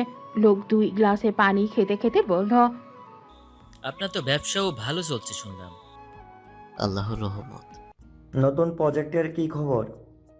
কাজে এগোচ্ছে, আর কিছু জমির ব্যাপারও চলছে। খুব ভালো, আমরা থাকলে আপনাকে চিন্তা করতে হবে না। চেয়ারম্যান সাহেব মাথা নেড়ে হাসলেন। তার কাছে এরা বহু বছরের পরিচিত ব্যবসায়িক অংশীদার, বন্ধু। মানুষ কখন বন্ধুর মুখোশ পরে শত্রু হয়ে যায় সেটা সবসময় বোঝা যায় না। অন্যদিকে দোতলায় নিজের রুমে বসে আছে তুলি। মা বাবার এনে সামনে রাখলেন। খেয়ে নিস। তুমি খাবে না? পরে খাবো, তুই আগে খা। বাবা কি বলল? চিন্তা করেছে। আমি বলেছি তোর মাথা ধরেছে। হুম। দেখ, তোর বাবা খারাপ কিছু ভাবেনি, তুই বেশি চিন্তা করিস না। আমি চেষ্টা করছি মা, কিন্তু কেন জানি না লোকগুলোকে বিশ্বাস করতে পারছি না। সবসময় মনের সন্দেহ ঠিকও হয় না। জানি, তবুও ভালো লাগছে না। মা মেয়ের মাথায় হাত বুলিয়ে দিলেন, তারপর নিচে চলে গেলেন। তুলি একা বসে রইল। বাইরে জানালা দিয়ে চাঁদের আলো আসছে, আর তার ভেতরে অজানা এক অস্বস্তি কাজ করছে। ঠিক সেই সময় গ্রামের অন্য প্রান্তে এক ছোট্ট ভাড়া করা ঘর। বাইরে থেকে দেখলে সাধারণ একটা থাকার জায়গা, কিন্তু ভেতরে টেবিলের উপরে ল্যাপটপ খোলা, দেয়ালে ঝুলছে এলাকার একটা বড় ম্যাপ, লাল নীল কালো রঙের কয়েকটা চিহ্ন দেওয়া, কিছু জায়গায় গোল দাগ, কিছু জায়গায় নোট লেখা। ঈশান চেয়ার টেনে বসে আছে, তার সামনে একের পর এক ফাইল। কখনো মোবাইল দেখছে, কখনো ল্যাপটপ, কখনো নোট লিখছে। দিনের বেলায় সে ফেরিওয়ালা, রাত হলে অন্য মানুষ তার চোখে। তখন তার আর সরলতা থাকে না, থাকে দায়িত্ব, থাকে সতর্কতা। মোবাইলে নতুন একটা রিপোর্ট এলো, ধরা পড়ে লোকেদের জিজ্ঞাসাবাদের প্রাথমিক তথ্য। ঈশান মনোযোগ দিয়ে পড়তে লাগলো। কিছুক্ষণ পর তার চোখ স্থির হয়ে গেল একটা লাইনে। সে ধীরে ধীরে চেয়ারে হেলান দিল। তাহলে সংযোগ এখানেও? সে টেবিলে আঙুল ঠুকতে লাগলো। একটা বিষয় এখন পরিষ্কার, মাদক ব্যবসাটা ছোটখাটো নয়, পেছনে বড় কেউ আছে, খুব বড় কেউ। আর সেই মানুষটা নিজে সামনে আসে না, সবসময় অন্যদের ব্যবহার করে। ঈশান ফাইল বন্ধ করলো, তারপর মোবাইল তুলে একটা নাম্বারে কল দিল। ওপাশের সঙ্গে সঙ্গে রিসিভ হলো। জি স্যার। নজরদারি চালিয়ে যাও, কেউ যেন বুঝতে না পারে। জি স্যার। আর আজ যে নামগুলো পেয়েছি সেগুলোর ব্যাকগ্রাউন্ড বের করো। ঠিক আছে স্যার। কাল সকালের মধ্যে রিপোর্ট চাই। Yes sir. কল কেটে গেল। ঈশান উঠে জানালার কাছে গেল। দূরে গ্রামের কয়েকটা বাড়ির আলো জ্বলছে, শান্ত ও নিরীহ, সাধারণ, কিন্তু সে জানে এই শান্তির আড়ালে অনেক অন্ধকার লুকিয়ে আছে, অনেক মানুষের কান্না, অনেক অপরাধ, অনেক গোপন সত্য। আর সেই সত্য বের করতেই সে এখানে এসেছে। তার ঠোঁটে হালকা হাসি ফুটল। ঈশান মনে মনে বলল, যত গভীরে লুকাও, একদিন না একদিন সামনে আসতেই হবে। রাত আরো গভীর হতে লাগলো। একদিকে চেয়ারম্যানের বাড়িতে চলছে অতিথি আপ্যায়ন, অন্যদিকে তুলি ঘুমানোর চেষ্টা করছে। আর ঠিক সেই সময় অন্ধকারের বিরুদ্ধে নিজের নীরব যুদ্ধ চালিয়ে যাচ্ছে এক ছদ্মবেশী অফিসার, যার পরিচয় এখনো কারো জানা নেই। রাত কেটে নতুন সকালের গ্রামের আকাশে তখনও হালকা কুয়াশার ছাপ, পাখির ডাক, গাছের পাতায় শিশির, চারপাশে এক শান্ত পরিবেশ। কিন্তু মানুষের জীবনে শান্তি সবসময় একরকম থাকে না। কারো দিনের শুরু হয় স্বপ্ন দিয়ে, কারো শুরু হয় দায়িত্ব নিয়ে, আর কারো শুরু হয় যুদ্ধ নিয়ে। সকালে ঘুম থেকে উঠে নামাজ পড়ে পড়ার টেবিলে বসেছিল তুলি। কিছুক্ষণ পড়াশোনা করে নিচে নাস্তা খেতে গেল। চেয়ারম্যান সাহেব তখন খবরের কাগজ পড়ছেন। তাড়াতাড়ি খেয়ে নে, ভার্সিটির সময় হয়ে যাচ্ছে। হুম। আজকে ক্লাস শেষ কয়টা? 3টা। ফিরতে দেরি হবে? না। সাবধানে যাস। আচ্ছা। নাস্তা শেষ করে ব্যাগ কাঁধে নিল তুলি। গেটের বাইরে তখন মিতু দাঁড়িয়ে আছে। এই যে ম্যাডাম। কি? আজকে দেখি মেজাজ ভালো। কেন? আজকে ধমক দিসনি কাউকে? সুযোগ পাইনি। দুজন হাঁটতে হাঁটতে বাস স্ট্যান্ডের দিকে যেতে লাগলো। তাদের গ্রাম থেকে কয়েক গ্রাম পরে ভার্সিটি। প্রতিদিন বাসে করেই যাওয়া আসা করে। রাস্তার দুই পাশে ধান ক্ষেত, মাঝে মাঝে দোকান, কিছু মানুষ কাজে যাচ্ছে। সবকিছু স্বাভাবিক ছিল, কিন্তু কিছু দূরে যেতে রাস্তার মোড়ে দাঁড়িয়ে থাকা কয়েকটা ছেলের দিকে চোখ পড়ল। 4-5 জন হবে, মোটরসাইকেল নিয়ে দাঁড়িয়ে আছে। তাদের চেহারা দেখে বোঝা যায় কাজকর্মের চেয়ে আড্ডাতেই বেশি সময় কাটায় তাদের। তুলি ও মিতুকে দেখেই তারা নিজেদের মধ্যে হাসাহাসি শুরু করলো। এই দেখো, চেয়ারম্যানের রাজকন্যা আসতেছে। আজকে তো আরো সুন্দর লাগতেছে। এক কাপ চা খাবি না ভা? চা না কফি? চল, ওদের সাথে কথা বলিস না। কিন্তু তুলি থেমে গেল। তার স্বভাবই এমন, অন্যায় দেখলে চুপ করে থাকতে পারে না। এই, জি আপা। বেশি বাড়াবাড়ি করিস না। আমরা আবার কি করলাম? রাস্তার মধ্যে দাঁড়িয়ে বাজে কথা বলছিস কেন? আরে আপা, আমরা তো প্রশংসা করছিলাম। এইসব প্রশংসা নিজের কাছে রাখ। আশেপাশের কয়েকজন লোক তাকাতে শুরু করেছে, কিন্তু ছেলে মেয়েগুলোর মধ্যে কোনো ভয় নেই, বরং তারা মজা পাচ্ছে। রাগ করলে আপনাকে আরো সুন্দর লাগে। জানের ভয় নাই? জানিস আমি কে? তুলির কণ্ঠ কঠিন হয়ে উঠল। সে এমনভাবে বলল যে সাধারণত গ্রামের ছেলেরা ভয় পেয়ে যায়, কিন্তু আজকে হলো উল্টো। ছেলেগুলো একে অপরের দিকে তাকিয়ে হেসে উঠল। জানি। তাহলে? তাই কি? তোর বাপ চেয়ারম্যান, কোনো অফিসার না। চেয়ারম্যান হইলেই কি মানুষ আকাশে উড়া আইনে কি শুধু চেয়ারম্যানের জন্য? কথাগুলো শুনে তুলি অবাক হয়ে গেল, কারণ এই এলাকায় সাধারণত কেউ তার সামনে এভাবে কথা বলে না। মিতু নিচু গলায় বলল, তুলি, চল এখান থেকে। না, দেখ, সম্মান করে কথা বল, না হলে সমস্যা হবে। সমস্যা? হ্যাঁ। আমরা কোনো অন্যায় করিনি। রাস্তার পাশে দাঁড়িয়ে আছি, কথা বলছি, তুই এসে ঝগড়া শুরু করছিস। বাজে মন্তব্য করিস কেন? বাজে মন্তব্য? আপা, আপনার সুন্দর বলাও আবার অপরাধ? তুলি রাগে ফুঁসতে লাগলো, কিন্তু সে বুঝতে পারছে এরা ইচ্ছে করেই তাকে উত্তেজিত করছে। চল না প্লিজ, ভার্সিটির সময় হয়ে যাবে। এই চুড়ি নেবেন? চুড়ি, সুন্দর সুন্দর চুড়ি। মাথায় কাচের বাক্স নিয়ে রাস্তা দিয়ে হাঁটছে ঈশান। দূর থেকেই পুরো পরিস্থিতি তার চোখে পড়লো। সে ধীরে ধীরে এগিয়ে এলো। ছেলে এক তাকে দেখে বলল, এই চুরিওয়ালা। জি ভাই। তোর কাছে ছেলেদের জন্য চুরি আছে? আছে ভাই। সত্যি? হ্যাঁ, যারা অন্যের কথায় নাচে তাদের জন্য বিশেষ চুড়ি আছে। মুহূর্তেই আশেপাশে কয়েকজন লোক হেসে ফেলল। ছেলে একের মুখ শক্ত হয়ে গেল। কি বললি? কিছু না ভাই, আমি তো ব্যবসার কথা বললাম। তুই অবাক হয়ে তাকিয়ে রইল। এই ফেরিওয়ালা একটা সবসময় এমন কথা বলে কেন? ছেলে একেবারে বিরক্ত হয়ে বলল, বেশি কথা বলবি না, নিজে কাজ কর। জি ভাই, আমি তো চুরি বিক্রি করতেই আসছি। বলেই সে হাঁটতে শুরু করলো, কিন্তু যাওয়ার আগে একবার খুব সূক্ষ্মভাবে ছেলেগুলোর মুখের দিকে তাকালো। এমনভাবে তাকালো যেন তাদের চেহারা মনের মধ্যে তুলে রাখছে। একজন সাধারণ ফেরিওয়ালা হয়তো এটা করতো না, কিন্তু ঈশান করল, কারণ তার অভ্যাস মানুষকে মনে রাখা, মুখ চিনে রাখা, তথ্য জমা করা। তুলি বিরক্ত মুখে বলল, চল মিতু। হ্যাঁ। দুজন বাস স্ট্যান্ডের দিকে হাঁটতে লাগলো, কিন্তু তুলির মাথার মধ্যে তখন দুইটা বিষয় ঘুরছে। প্রথমত সকালের ওই ছেলেগুলোর আচরণ, দ্বিতীয়ত এই রহস্যময় চুরিওয়ালা যে কখনো ভয় পায় না, কাউকে পাত্তা দেয় না, আর সবসময় এমনভাবে কথা বলে যেন তারা হারানোর কিছুই নেই। অন্যদিকে রাস্তার মোড় পার হয়ে ঈশান মোবাইল বের করলো, স্ক্রিনে কয়েকটা ছবি তুললো, তারপর ধীরে ধীরে ফিস ফিস করে বলল, দেখি তোদের পেছনে কে আছে। তার চোখে তখন আর ফেরিওয়ালার সরলতা নেই, বরং ছিল একজন তদন্তকারীর সতর্ক দৃষ্টি। আর খুব শিগগিরই সে জানতে চলেছে আজ সকালে তুলির সাথে ঝামেলা করা ছেলেগুলো আসলে কার ছাত্র ছায়ায় চলছে। ভার্সিটিতে যাওয়ার পরেও সকালে দেখা ঘটনাটা বারবার মাথায় ঘুরছিল তুলির। ওই ছেলেগুলো আগে কখনো তার সামনে এমনভাবে কথা বলার সাহস করেনি। মিতু বিষয়টা নিয়ে চিন্তিত ছিল। অন্যদিকে ঈশান নিজের কাজের ফাঁকেই একটা নিরিবিলি জায়গায় গিয়ে মোবাইল বের করলো।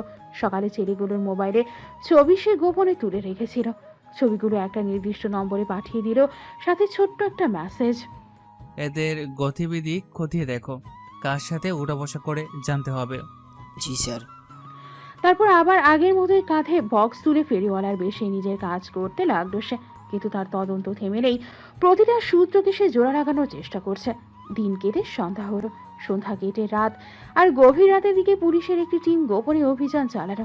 সকালের সেই ছেলেগুলোকে বিভিন্ন জায়গা থেকে আটক করা হলো। কেউ চায়ের দোকানে ছিল, কেউ বাজারে, কেউ আবার বন্ধুর বাড়িতে। তাদের থানায় নিয়ে আসা হলো জিজ্ঞাসাবাদের জন্য। রাত তখন প্রায় 12টা। থানার ভেতরে ব্যস্ততা কমে এসেছে, অফিস কক্ষের আলো জ্বলছে, একটার পর একটা রিপোর্ট টেবিলে জমা হচ্ছে। ঠিক তখন থানার ভেতরের পেছনের গেট দিয়ে ভেতরে ঢুকলো একজন। সাধারণ শার্ট, সাধারণ প্যান্ট, মুখে কোনো বিশেষ ভাব নেই, কিন্তু থানার ভেতরে ঢুকতেই কয়েকজন অফিসার সম্মানের সাথে সোজা হয়ে দাঁড়িয়ে গেল। সালাম স্যার। ঈশান মাথা নেড়ে সালামের উত্তর দিল। এখানে আর সে ফেরিওয়ালা নয়, এখানে সে দায়িত্বপ্রাপ্ত আইপিএস অফিসার, যার অধীনে এই পুরো অপারেশন চলছে। ঈশান ধীরে ধীরে জিজ্ঞাসাবাদ কক্ষের সামনে এসে দাঁড়ালো। ভেতরে আটক ছেলেগুলো বসে আছে। সকালের সেই দাপট এখন অনেকটাই কমে গেছে, কারণ একজন অফিসার ফাইল এগিয়ে দিল। স্যার, প্রাথমিক জিজ্ঞাসাবাদে তেমন কিছু বলেনি। বারবার বলছে তারা নির্দোষ। সবাইকে আলাদা কক্ষে নিন। জি স্যার। নিয়ম অনুযায়ী একে একে তাদের জিজ্ঞাসাবাদ শুরু হলো। প্রথম ছেলেটা বলল, স্যার আমরা কিছু করিনি। সত্যি? জি। তাহলে গত 3 মাসে তোমার ব্যাংক হিসাবে এত অতিরিক্ত টাকা এলো কোথা থেকে? ছেলেটা চুপ। ঈশান ফাইলের আরেকটা পৃষ্ঠা উল্টালো। পড়াশোনা করো না, কোনো চাকরি করো না, তবুও নিয়মিত টাকা আসছে কেন? ছেলে এক মাথা নিচু করে রইল, কিছু বলল না। একজনের পর একজনকে জিজ্ঞাসাবাদ করা হলো, কেউ মুখ খুলল না, কেউ শুধু বলল, আমরা কিছু জানি না, আমরা শুধু কথা বলেছিলাম, আমাদের কেউ কিছু বলেনি। সময় গড়াতে লাগলো রাত 1টা, 2টা, তারপর 3টা। অবশেষে ঈশান একটা ফাইল বন্ধ করে টেবিলে রাখলো। তার কণ্ঠ এবার একটু কঠিন হলো। তোমরা একটা ভুল করছো, যার জন্য নিজের জীবন নষ্ট করছো সে তোমাদের জন্য 1 মিনিটও জেলে যাবে না, কিন্তু তোমরা যাবে। কথাটা শুনে কয়েকজন একে অপরের দিকে তাকালো। ঈশান আবার বলল, তোমাদের সামনে 2টা রাস্তা আছে, একটা সত্য বলা আর একটা অন্যের অপরাধ নিজের গাড়ি নেওয়া, সিদ্ধান্ত তোমাদের। ঘরে নীরবতা নেমে এলো। কয়েক মিনিট কেটে গেল, তারপর হঠাৎ একজন মাথা নিচু করে বলল, স্যার। বলো। আমরা নিজেরা এসব শুরু করিনি। তাহলে? আমাদের বলা হয়েছিল। কে বলেছিল? ছেলেটা চুপ করে রইল কয়েক সেকেন্ড, তারপর ধীরে ধীরে একটা নাম বলল, একজন প্রভাবশালী ব্যক্তির নাম, যে পাশের এলাকার বড় ব্যবসায়ী এবং স্থানীয়ভাবে যথেষ্ট ক্ষমতাবান। ঈশানের চোখ শুরু হয়ে গেল, কারণ নামটা সে আগেও শুনেছে। তদন্তের অন্য কয়েকটি রিপোর্টে এই লোকের নাম ঘুরে ফিরে এসেছিল। কেন? স্যার, তার ব্যবসায় সমস্যা হচ্ছে। কিসের সমস্যা? চেয়ারম্যান সাহেবের কারণে। বিস্তারিত বলো। চেয়ারম্যান সাহেব নতুন কিছু ব্যবসা শুরু করেছেন, কিছু জমির কাজও হয়েছে, এতে ওই লোকের অনেক লাভ কমে গেছে। স্যার, উনি চেয়ারম্যানকে সরাসরি কিছু করতে পারছেন না, তাই বিভিন্নভাবে চাপ দিচ্ছেন। যেমন? এলাকার ছেলেদের টাকা দেওয়া, মানুষকে উস্কানি দেওয়া, বদনাম ছড়ানো।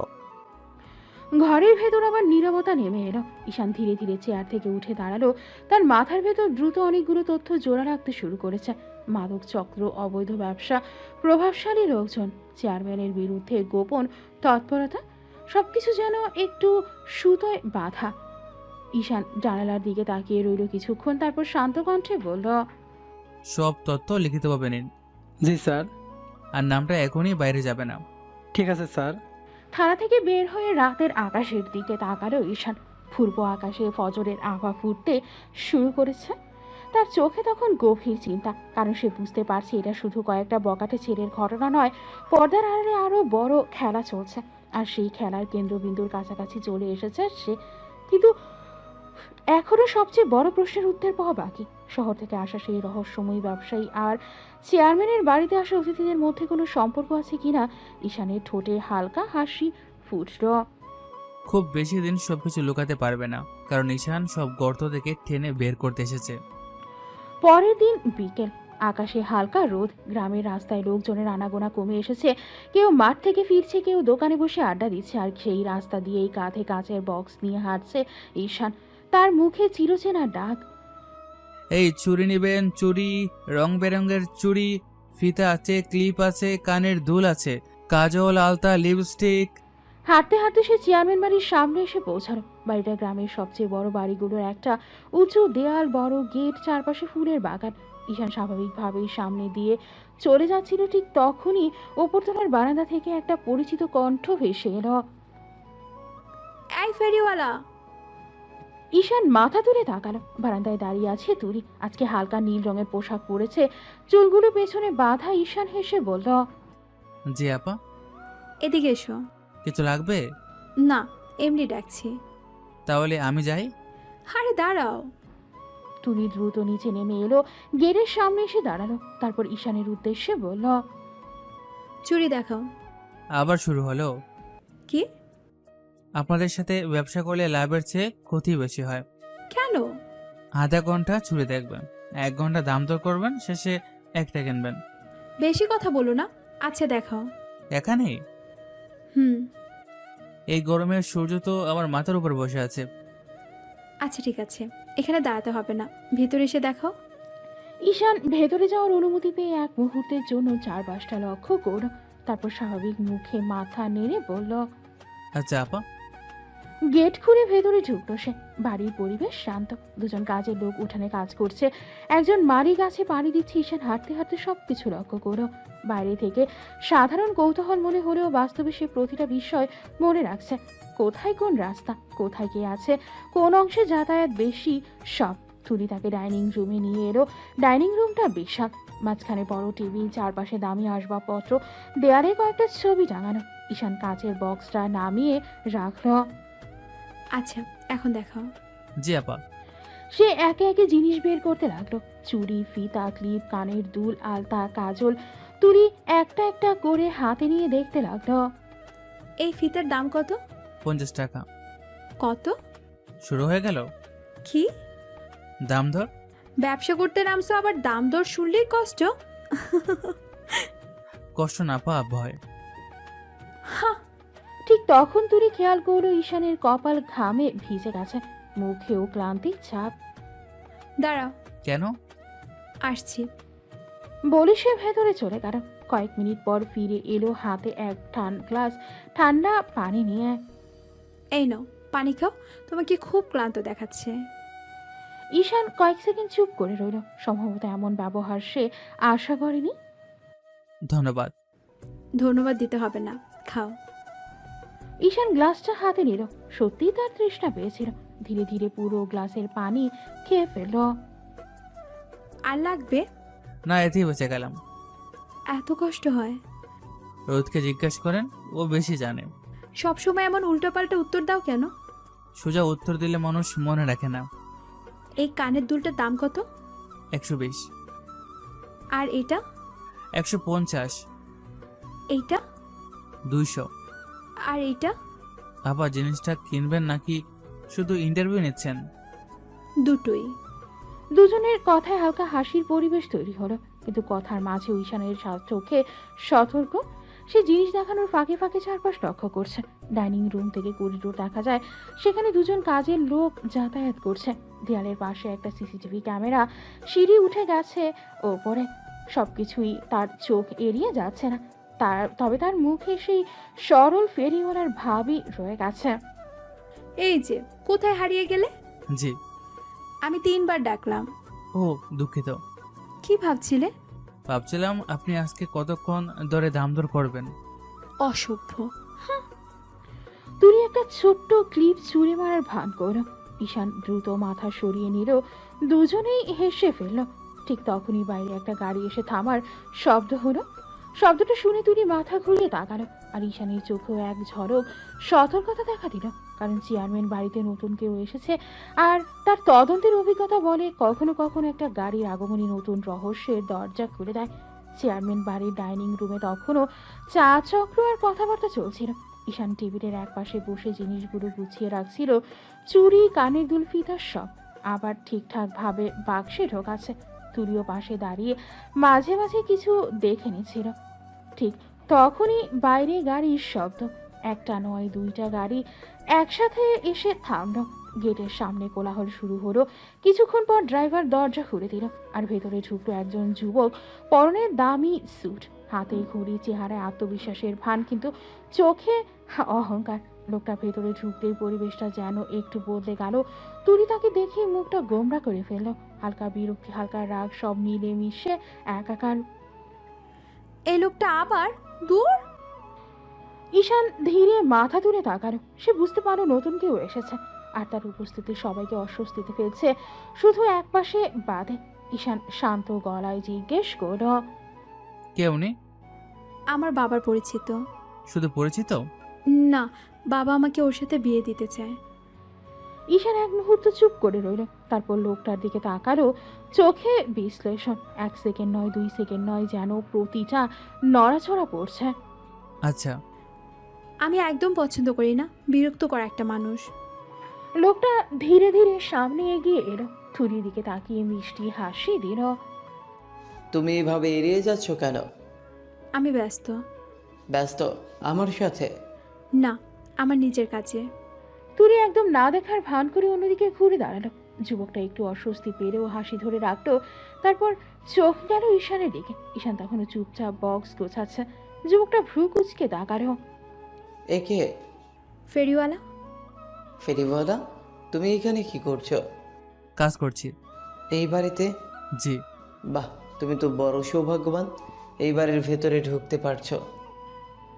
তার কথায় অপমানের একটা সূক্ষ্ম ছাপ ছিল, তবু ঈশান কিছু বলল না, শুধু তাকালো একবার। তুমি এখনো কি করছো এখানে? কে কিনছে জিনিস? আমি কিনেছি। তুমি তুমি কেন ফেরিওয়ালার কাছ থেকে কিনছো?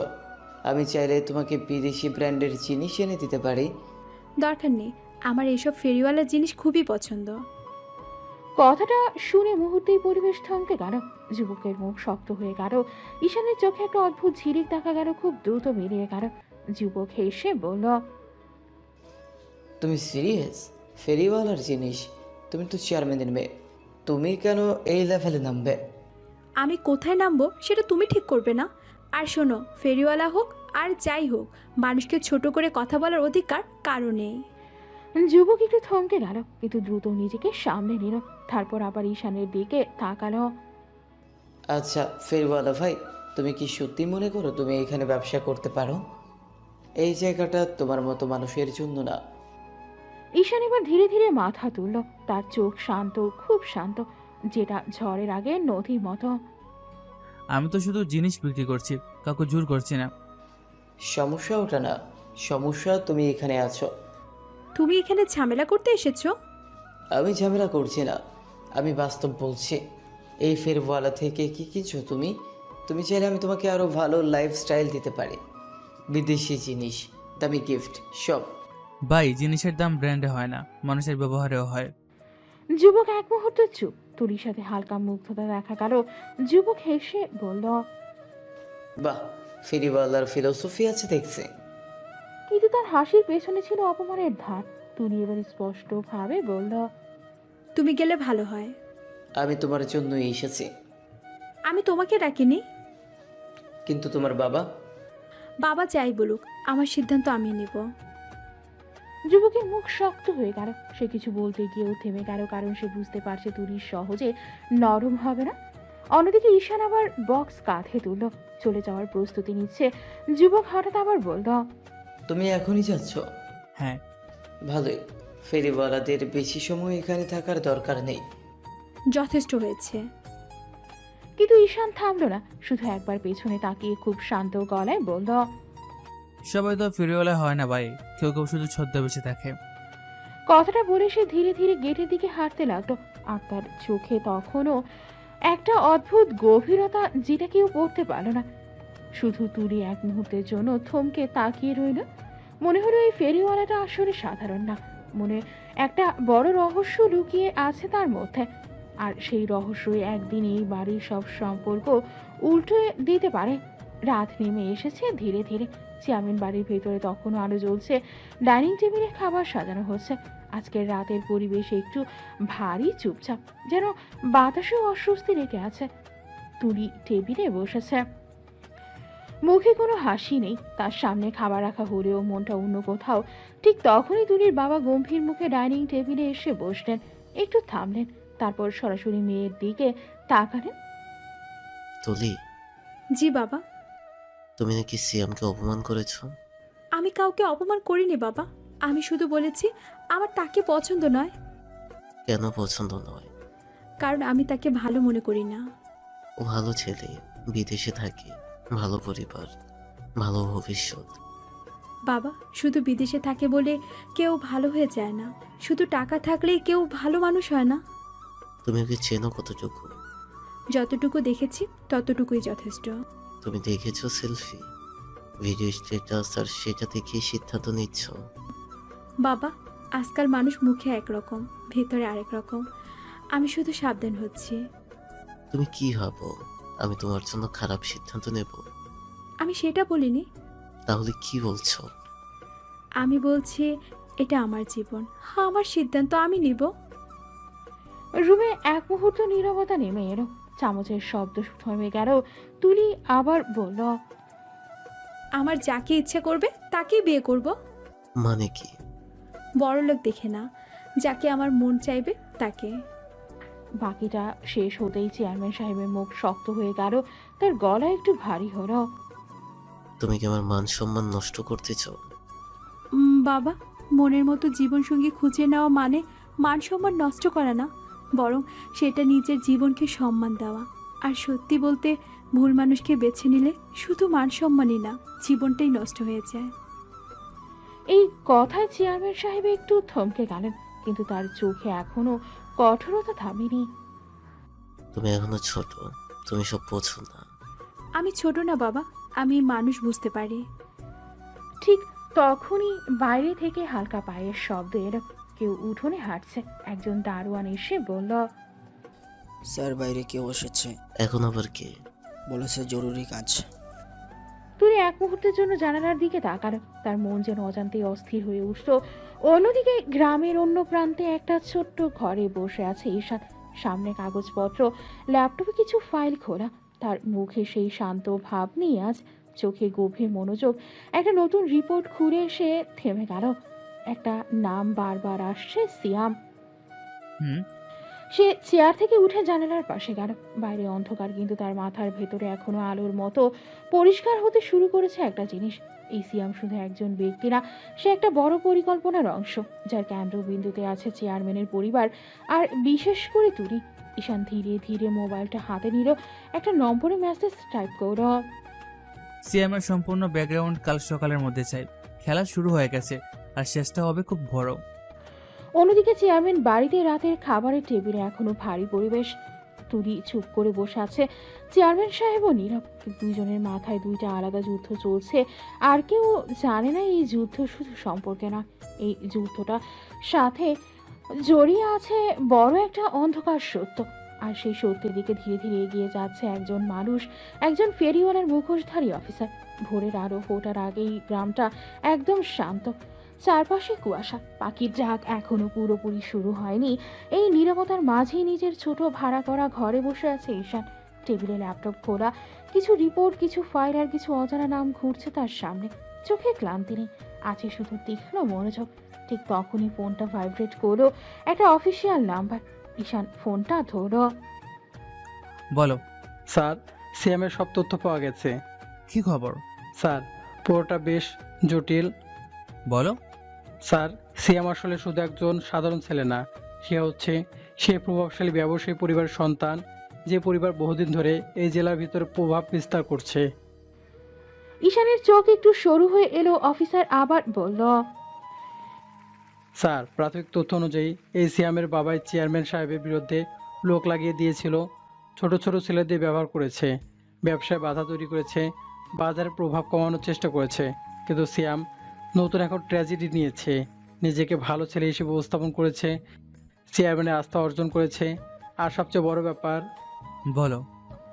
সে এখন চেয়ারম্যান সাহেবের মেয়েকে মানে তুলিকে বিয়ে করে পুরো পরিবারকে নিয়ন্ত্রণে নেওয়ার পরিকল্পনা করছে। ঈশানের চোখে হালকা ঠান্ডা ভাব নেমে এলো। অফিসার আবার বলল, আসলে টার্গেট দুইটা, এক তুলিকে বিয়ে করে পরিবারে ঢুকে পড়া, দুই চেয়ারম্যান সাহেবের সব ব্যবসার নিয়ন্ত্রণ ধীরে ধীরে নিজে হাতে নেওয়া। স্যার, সবচেয়ে ভয়ঙ্কর ব্যাপার হলো চেয়ারম্যান সাহেব নিজে জানেন না যে তিনি তার শত্রু ছেলের সাথে নিজের মেয়ের বিয়ে দিতে চাইছেন। কথাটা শেষ হতেই চারপাশ যেন আরো ভারী হয়ে গেল। ঈশান ধীরে ধীরে উঠে দাঁড়ালো, জানালার দিকে তাকালো। বাইরে কুয়াশার মধ্যে একটা নতুন দিন শুরু হচ্ছে, কিন্তু তার ভেতরে শুরু হয়েছে এক অন্যরকম হিসাব। সে শান্ত গলায় বলল, বুঝলাম, এত সোজা না। ওর মুখোশ খুলতে হবে সব। স্যার, তার যত ধরনের পাপ আছে সব কিছুর রিপোর্ট তৈরি করো, একটা পয়েন্টও বাদ যাবে না। জি স্যার। আর সিয়ামের প্রতিটা গতিবিধি এখন থেকে লাইভ মনিটরিংয়ে রাখো। Okay sir. কল কেটে গেল। ঈশান ফোনটা টেবিলে রাখলো। তার মুখে এখন কোনো হাসি নেই, শুধু একটাই ভাব, এই খেলা এখন তার শুধু তদন্তের মধ্যে নেই, এটা এখন মানুষের জীবনের সাথে জড়িয়ে গেছে। ঠিক সেই সময় দরজায় হালকা টোকা পড়ল।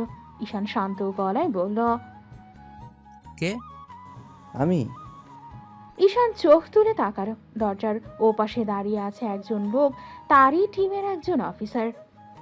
স্যার, পরবর্তী নির্দেশ? ওকে ধরতে হবে না এখন, প্রথমে তাকে উন্মুক্ত করতে হবে যাতে সে নিজেই নিজের জালে আটকে যায়। বুঝেছি স্যার। আর একটা কথা, তুলির আশেপাশে এখন থেকে কড়া নজর রাখতে হবে। জি স্যার। অফিসার চলে গেল। ঈশান আবার জানালার দিকে তাকালো। দূরে সূর্য উঠছে, কিন্তু তার চোখে সেই সূর্যের আলো নেই, আছে একটা স্থির সিদ্ধান্ত। সিয়াম, তোর মুখও শুধু খুলব না, তোর পুরো রাজত্ব ভেঙে দেব। আর ঠিক সেই মুহূর্তেই গ্রামের অন্য প্রান্তে তুলির বাড়িতে নতুন এক অধ্যায় শুরু হতে চলেছে, যেটা এই গল্পকে আরো জটিল করে তুলবে আর ধীরে ধীরে সব চরিত্রকে এনে দাঁড় করাবে এক ভয়ঙ্কর সত্যের সামনে। পরের দিন সকাল, সূর্যের আলো ধীরে ধীরে ছড়িয়ে পড়ছে চেয়ারম্যান বাড়ির উঠোনে।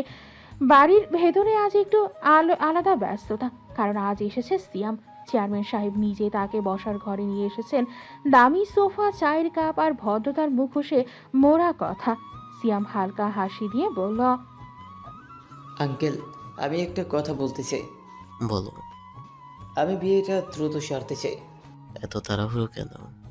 আঙ্কেল, আমাকে আবার বিদেশে ফিরতে হবে বিজনেসের জন্য, তাই আমি চাইছিলাম বিয়ে করে একবারে তোকে সাথে নিয়ে যাই। মুহূর্তেই ঘরে একটা অদ্ভুত নীরবতা নেমে এলো। চেয়ারম্যান সাহেব একটু ভেবে বললেন, তুই এখনো প্রস্তুত কি না সেটা। না। সবাই একসাথে তাকালো। তুলি নিচে নেমে এসেছে, চেহারায় রাগ, চোখে স্পষ্ট বিরক্তি। সোজা হেঁটে এসে দাঁড়ালো সিয়ামের সামনে। আমি তোমাকে বিয়ে করতে চাই না, কেন বুঝতে পারো না? তুমি কি আমার ইচ্ছার বিরুদ্ধে জোর করে বিয়ে করবে?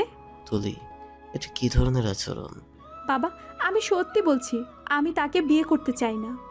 তুলি, তুমি আমাকে ভুল বুঝছো, আমি তোমাকে ভালো রাখবো। দরকার নেই, আমি কারো ভালো রাখার দায়িত্বে যেতে চাই না। আমি নিজে ভালো থাকবো, যাকে আমার মন ধরবে আমি তাকেই বিয়ে করব, তোমাকে না। তুলি, তুমি কি বলছো এসব? আমি সত্যি বলছি বাবা। আঙ্কেল, আপনি চিন্তা করবেন না, আমি জানি সে একটু ইমোশনাল, সময়ের সাথে ঠিক হয়ে যাবে। আমি ঠিক হব না, আর আমার সিদ্ধান্ত বদলাবে না। তুমি কি আমার মান সম্মান নষ্ট করতে চাও? এভাবে সবাইকে অপমান করে তুমি কি প্রমাণ করতে চাও? বাবা, এটা অপমান না, এটা আমার নিজের জীবন। আমি আমার জীবন কাউকে দিয়ে ঠিক করাতে চাই না।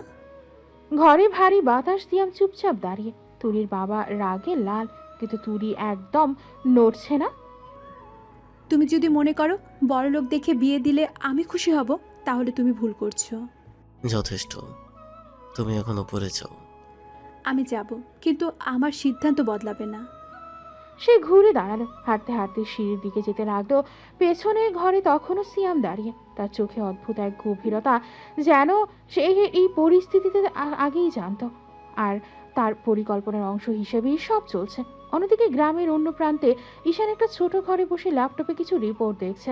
তার মুখে কোনো আবেগ নেই, শুধু হিসাব। হঠাৎ ফোনে নোটিফিকেশন এলো, সিয়ামের নতুন মুভমেন্টে ট্র্যাক করা হয়েছে। ঈশান চোখ বন্ধ করে তাকালো। শুরু হয়ে গেছে। সে ধীরে ধীরে চেয়ারে হেলান দিল। তার সামনে এখন পুরো চিত্রটা পরিষ্কার হতে শুরু করেছে। একদিকে জোর করে সম্পর্ক তৈরি করার চেষ্টা, অন্যদিকে ক্ষমতা আর ব্যবসার খেলা, আর মাঝখানে তুলি। ঈশান শান্ত গলায় বলল, এবার দেখা যাক কে কত দূর যেতে পারে। বিকেলের আকাশ হালকা রোদ, গ্রামের বাতাসে ধুলোর সাথে মিশে আছে ক্লান্তির গন্ধ। ঠিক সেই সময়েই ঈশানের ফোনটা আবার বেজে উঠল। সে একটা নিরিবিলি জায়গায় দাঁড়িয়ে কলটা ধরল। বলো। স্যার, সিয়ামের পুরো প্রোফাইলটা ক্লিয়ার হয়েছে। বলো। স্যার, সে শুধু একজন ব্যবসায়ী না, তার সাথে বড় ধরনের অপরাধ চক্র জড়িত। নারী পাচার, অবৈধ ট্রান্সপোর্ট আর ড্রাগ সাপ্লাই নেটওয়ার্কের তার লিঙ্ক পাওয়া গেছে। কনফার্ম? জি স্যার, একাধিক সোর্স থেকে ম্যাচ করেছে। তার বিরুদ্ধে আগেও সন্দেহ ছিল, কিন্তু এখন প্রমাণ পাওয়া শুরু হয়েছে। ঈশানের চোখ ধীরে ধীরে কঠিন হয়ে উঠল। সে এক পা সামনে এগিয়ে বলল, আর কিছু? সবচেয়ে বড় বিষয় হলো সে এখন নিজে অপরাধ ঢাকার জন্য চেয়ারম্যান সাহেবের পরিবারের কাছাকাছি যাচ্ছে, বিশেষ করে তুলিকে টার্গেট করছে। ঈশানের মুখে এক মুহূর্তের জন্য চাপা রাগ ফুটে উঠল। সে নিচু গলায় বলল, কত বড় সাহস তোর! তুলির দিকে হাত বাড়িয়েছিস, তোর শেষ সময় এসে গেছে। সব তথ্য ডকুমেন্ট করো, একটু তথ্য বাদ যাবে না। জি স্যার। আর সিএমের লোকেশন মনিটরিংটা বাড়াও। আমি চাই ও এক সেকেন্ডও আমাদের চোখের বাইরে না থাকে। ঠিক আছে স্যার। কল কেটে গেল। ঈশান ফোনটা পকেটে রাখলো। তার চোখে এখন আর দ্বিধা নেই, আছে শুধু সিদ্ধান্ত। সে ধীরে ধীরে নিজের কাঁধে রাখা সাধারণ কাপড়ের ব্যাগটা ঠিক করলো, আর ফেরিওয়ালার মতো বক্স তুলে নিল। এখন সময় না থামার, এখন সময় সবকিছু দেখার। তারপর সে আবার রাস্তায় নেমে পড়ল, চিৎকার করে ডাকতে শুরু করলো, এই চুড়ি, চুড়ি নেবেন?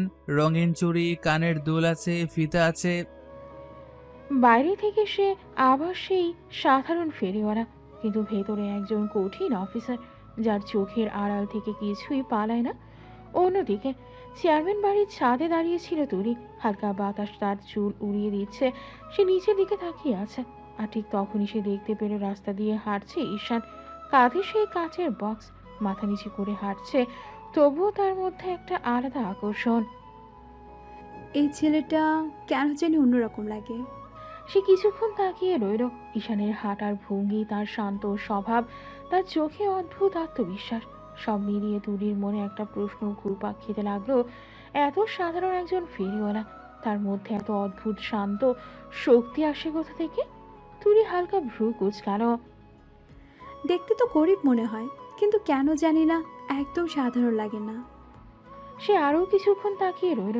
ঈশান তখন দূরে চলে যাচ্ছে, ধীরে ধীরে ভিড়ের মধ্যে হারিয়ে যাচ্ছে। আর তুলি ছাদের রেলিং ধরে দাঁড়িয়ে আছে। তার বুকের ভেতরে এক অদ্ভুত অস্থিরতা, যার নাম সে নিজেও বুঝতে পারছে না।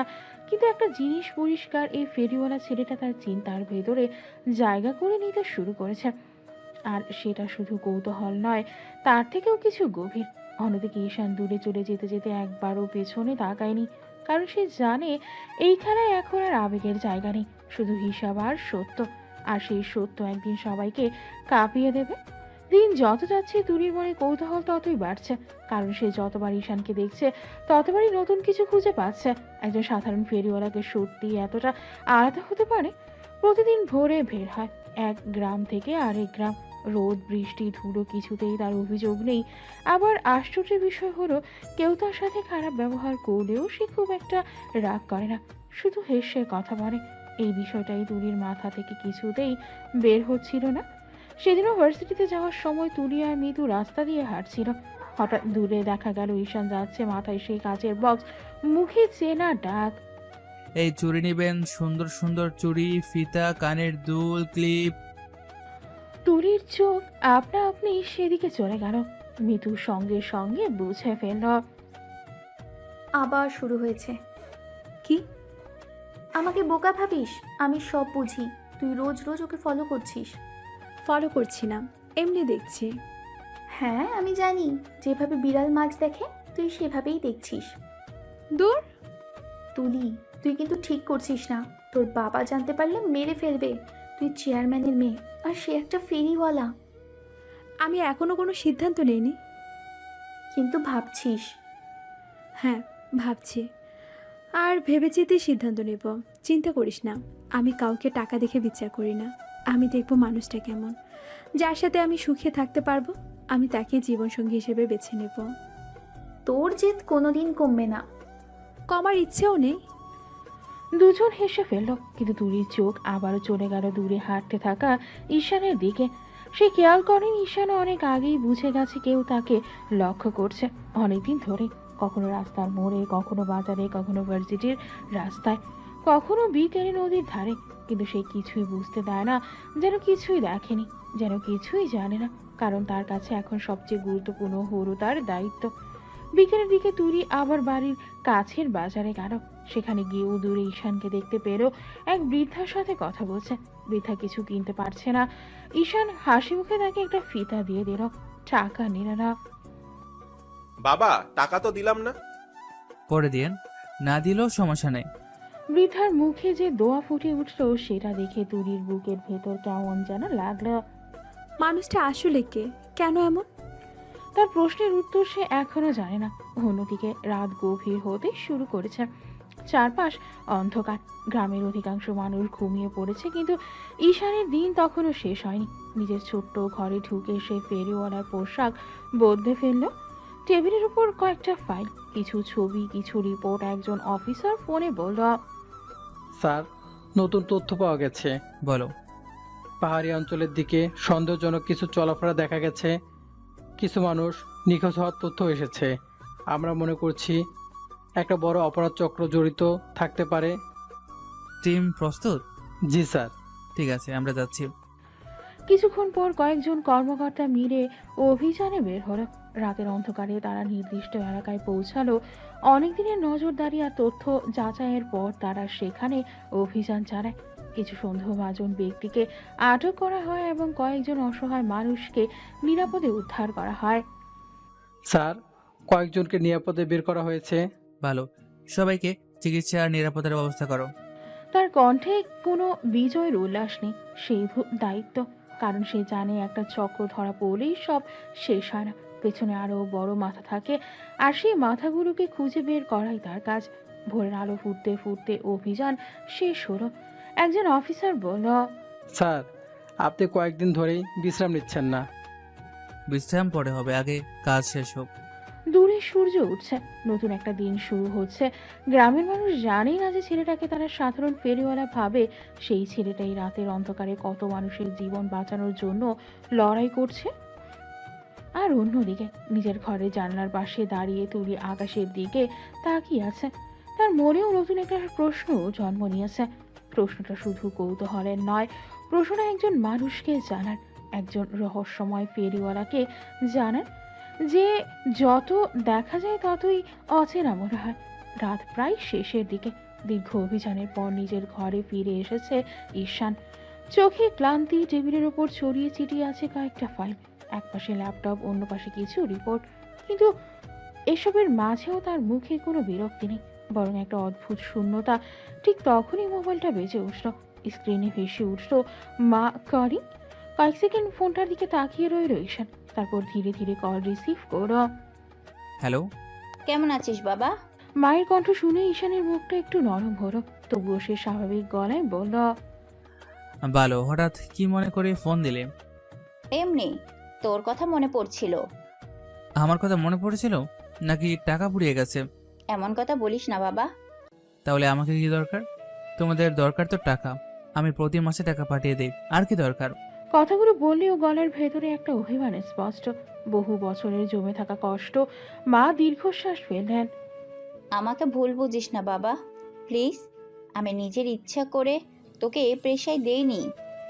এটা তোর বাবার স্বপ্ন ছিল, খুব বড় স্বপ্ন। সে চাইতো তার ছেলে আইপিএস অফিসার হোক, দেশের জন্য কাজ করুক, মানুষের পাশে দাঁড়াক। ঈশানের চোখ ধীরে ধীরে বন্ধ হয়ে গেল। বাবার কথা উঠলেই বুকের ভেতর কিছু একটা মোচড় দেয়। আমি শুধু তার স্বপ্নটা পূরণ করেছি, কিন্তু তোর কষ্টটা বুঝিনি। আমি জানি তোর এই জীবন পছন্দ না। ছোটবেলা থেকেই তুই অন্যরকম ছিলি, হাসি খুশি দুষ্ট বন্ধুদের নিয়ে ঘুরে বেড়ানো ছেলে। কিন্তু আজ কখন যে তুই এত চুপচাপ হয়ে গেলি বুঝতেই পারলাম না। জানিস বাবা, যেদিন প্রথম তোর ট্রেনিংয়ে যাওয়ার দিন ছিল, সেদিন সারা রাত আমি কেঁদেছিলাম, কিন্তু কাউকে বুঝতে দেইনি। কারণ আমি জানতাম আমি যদি ভেঙে পড়ি তাহলে তুইও ভেঙে পড়বি। ঈশান ধীরে ধীরে চেয়ার থেকে উঠে জানালার কাছে গিয়ে দাঁড়ালো। বাইরে অন্ধকার, দূরে কয়েকটা আলো জ্বলছে। টাকা পয়সার জন্য আমি তোকে এই লাইনে দেইনি বাবা। আমাদের অভাব ছিল না, আজও নেই। আমি শুধু তোর বাবার শেষ ইচ্ছাটা পূরণ করতে চেয়েছিলাম। আমি জানি এখানে কত রিস্ক, প্রতিদিন কত বিপদ, কত শত্রু, কত ভয়। তবুও বুকের মধ্যে পাথর চাপা দিয়ে তোকে পাঠিয়েছি, কারণ ভাবতাম তোর বাবা যদি বেঁচে থাকতো তাহলে গর্ব করতো। এত বছর পর এসে বলছো কেন? আগে সপ্তাহে 2 বার ফোন দিতি, এখন মাসে 1 বারও না। আমি ফোন না দিলে তুই খবর নিস না। আমি কি এতটাই পর হয়ে গেছি বাবা? এই প্রথম ঈশানের মুখ থেকে কোনো উত্তর বের হলো না। মায়ের কথাগুলো যেন সরাসরি হৃদয়ে গিয়ে লাগছে। আমি টাকা চাই না, কিচ্ছু চাই না। শুধু চাই আমার ছেলের মাঝে মাঝে আমাকে ফোন করুক, একবার বলুক, মা আমি ভালো আছি, এটাই যথেষ্ট। মা, বাবা। আমি তোমার উপর রাগ করিনি, শুধু কিছু কষ্ট ছিল, সেগুলো কখনো বলিনি। জানি বাবা, সব জানি। তোর বাবার মৃত্যুর পর আমি একা হয়ে গিয়েছিলাম, কোনটা ঠিক কোনটা ভুল বুঝিনি। শুধু মনে হয়েছিল তার স্বপ্নটা পূরণ করতে হবে, কিন্তু সেই স্বপ্ন পূরণ করতে গিয়ে যে আমার ছেলের মনটা ভেঙে যাবে সেটা বুঝতে পারিনি। ঈশান চোখ বন্ধ করো। শৈশবের স্মৃতি ভেসে উঠছে বাবার মুখ, মায়ের হাসি, ছোট্ট একটা সংসার যেটা এখন অনেক দূরে। একবার বাড়ি আয় বাবা, অনেকদিন তোকে দেখি না, বাড়িটা ফাঁকা লাগে। তোর ঘরটা এখনো আগের মতোই রাখা আছে। আয় না বাবা, 2 দিন থাক, তারপর আবার চলে যাস। আমি আর কিচ্ছু চাইবো না। এই মিশনটা শেষ হোক, তারপর আসবো, প্রমিস। সত্যি? সত্যি। তাহলে আমি অপেক্ষা করব। কিছুক্ষণ আরও কথা বলে ফোন কেটে গেল। ফোনটা নামিয়ে টেবিলের উপর রাখলো ঈশান, তারপর ধীরে ধীরে চেয়ারে বসে পড়ল। আজ বহুদিন পর তার মনটা অদ্ভুত ভারী লাগছে, কারণ যত বড় অফিসারই হোক, যত বড় দায়িত্বেই থাকুক, মায়ের কণ্ঠ শুনলে মানুষ আবার ছোট্ট ছেলেটাই হয়ে যায়। জানালার বাইরে ভোরের আলো ফুটতে শুরু করেছে, আর ঈশান চুপচাপ বসে আছে। তার সামনে একদিকে বিপজ্জনক মিশন, অন্যদিকে মায়ের অপেক্ষা। আর ঠিক সেই মুহূর্তে সে জানেরা খুব শীঘ্রই এমন কিছু ঘটতে চলেছে যা তার মিশন না, তার ব্যক্তিগত জীবনে পুরো বলতে দেবে। সময় কখনো কারোর জন্য থেমে থাকে না। দিন যায়, সপ্তাহ যায়, আর সেই সাথে মানুষের মনেও পরিবর্তন আসে। যে অনুভূতিকে প্রথমে কৌতূহল মনে হয়েছিল সেটা ধীরে ধীরে অন্য কিছুতে রূপ নিতে শুরু করেছে। তুলি নিজেও সেটা বুঝতে পারছে, কিন্তু যতটা বুঝতে পারছে ততটাই ভয়ও পাচ্ছে, কারণ সে জানে এই পথে হাঁটতে তার সামনে ঝড় অপেক্ষা করছে। বড় ঝড়, খুব বড় ঝড়। বিকেলের দিকে তুলি নিজের রুমে বসেছিল, সামনেই বই খোলা, কিন্তু চোখ বইয়ের পাতাই নেই। বারবার জানালার বাইরে চলে যাচ্ছে, মনে হচ্ছে কেউ একজন রাস্তা দিয়ে যাবে। মাথায় কাচের বক্স, মুখে সেই চেনা ডাক, এই চুরি নেবেন, চুরি। কিন্তু আজও সে এলো না। গত 2 দিন ধরে ঈশানকে দেখেনি তুলি, আর অদ্ভুতভাবে এতেই তার মন খারাপ হয়ে গেছে। কোথায় গেল? অসুস্থ হলো নাকি, নাকি অন্য কোথাও গেছে? প্রশ্নগুলো মাথায় ঘুরতে লাগলো। সে নিজেই অবাক। কয়েক মাস আগেও সে ছেলেটাকে সে চিনত না, আজ তাকে না দেখলে কেন এত অস্থির লাগে। ঠিক তখন দরজায় টোকা, মিঠু ঢুকে পড়ল। কি ব্যাপার, এত চিন্তিত কেন? কিছু না। মিথ্যে বলিস না, আমি সব বুঝি। তুই ওকে ভালোবেসে ফেলেছিস, তাই না? তুলি কিছু বলল না, কিন্তু নীরবতায় উত্তর দিয়ে দিল। মৃদু দীর্ঘশ্বাস ফেলল। তুই কি করলি তুলি? তোর বাবা জানলে কি হবে জানিস? তোর বাবা চেয়ারম্যান, এই এলাকার সবচেয়ে প্রভাবশালী মানুষ। আর ঈশান একজন সাধারণ ফেরিওয়ালা। যদি তোর বাবার কানে যায়, তিনি ছেলেটাকে মেরেও ফেলতে পারেন। কেউ ওর ক্ষতি করতে পারবে না। তুই বুঝছিস না, ক্ষমতাবান মানুষ রেগে গেলে। আমি বেঁচে থাকতে ওর কোনো ক্ষতি হতে দেব না। যদি পুরো পৃথিবী ওর বিরুদ্ধে দাঁড়ায়, তবুও আমি ওর পাশে দাঁড়াবো। কিন্তু তারা জানতো না রুমের বাইরে করিডোরে একজন দাঁড়িয়ে আছে, চেয়ারম্যান সাহেব। তিনি মূলত মেয়েকে ডাকতে এসেছিলেন, কিন্তু কথাগুলো শুনে থমকে গেছেন। তার মুখ ধীরে ধীরে শক্ত হয়ে উঠল, চোখে রাগ জমতে লাগলো। বাবা মনে মনে বলতে লাগলো, তাহলে এত দূর গেছে ব্যাপার। তিনি আর এক মুহূর্তও দাঁড়ালেন না, ধীরে ধীরে সেখান থেকে চলে গেলেন। কিন্তু তার মাথার ভেতরে তখন একটাই সিদ্ধান্ত, যত দ্রুত সম্ভব তুলির বিয়ে ঠিক করতে হবে। তার আগেই সেদিন রাতেই তিনি সিয়ামের বাবার সাথে যোগাযোগ করেন। বেশ কিছুক্ষণ কথা হলো। বাইরে থেকে সবকিছু স্বাভাবিক, কিন্তু ভেতরে ভেতরে একটা পরিকল্পনা তৈরি হতে লাগলো। একটা গোপন আয়োজন, একটা এঙ্গেজমেন্ট, যেটার খবর এখনো তুলি জানে না। কয়েকদিনের মধ্যেই তারিখও ঠিক হয়ে গেল। কিছু ঘনিষ্ঠ আত্মীয়, কিছু ব্যবসায়িক পরিচিত, সবকিছু চুপিসারে। চেয়ারম্যান সাহেব ভাবলেন, একবার আংটি পরানো হয়ে গেলে আর পেছনে ফেরার সুযোগ থাকবে না। অন্যদিকে শহরে একটি নিরাপদ অফিস কক্ষে বসে আছে ঈশান। তার সামনে ফাইলের স্তূপ। সিয়ামের বিরুদ্ধে তদন্ত এগিয়ে চলেছে। একজন অফিসার দ্রুত ভেতরে ঢুকল। স্যার, নতুন তথ্য। বলো। সিয়ামের এক সহযোগী নজরদারিতে রাখা হয়েছে, সেখান থেকে কিছু আর্থিক লেনদেনের তথ্য পাওয়া গেছে। ফাইলটা এগিয়ে দেওয়া হলো। ঈশান মনোযোগ দিয়ে দেখতে লাগলো। 1 পৃষ্ঠা, 2 পৃষ্ঠা, 3 পৃষ্ঠা। তারপর ধীরে ধীরে তার চোখ কঠিন হয়ে উঠল। ইন্টারেস্টিং। শুধু এটা না স্যার, আরও কিছু ডকুমেন্ট পাওয়া গেছে, কয়েকটা ভুয়া কোম্পানির তথ্য, যেগুলো ব্যবহার করে টাকা লুকানো হতো। যত এগোচ্ছি ততই কেসটা বড় হচ্ছে। জি স্যার। সব কিছু সাজাও, প্রমাণ ছাড়া কোনো পদক্ষেপ না। ঠিক আছে স্যার। অফিসার বেরিয়ে গেল। ঈশান জানালার দিকে তাকালো। তার মনে হচ্ছে সময় খুব দ্রুত ফুরিয়ে আসছে। কেউ একজন তাড়াহুড়ো করছে, কেউ একজন নিজের পরিকল্পনা দ্রুত শেষ করতে চাইছে। আর সেই মানুষটা যে সিয়াম, এই ব্যাপারে তার সন্দেহ ক্রমশ শক্ত হচ্ছে। কিন্তু এখনও সে জানে না চেয়ারম্যান সাহেব ইতিমধ্যেই গোপনে এঙ্গেজমেন্টের প্রস্তুতি শুরু করে দিয়েছেন। আর তুলি যে প্রথমবার নিজের হৃদয়ের কথাটা শুনতে শুরু করছে, সে খুব শীঘ্রই এমন এক সিদ্ধান্তের মুখোমুখি হবে যা তার পুরো জীবন বদলে দিতে পারে।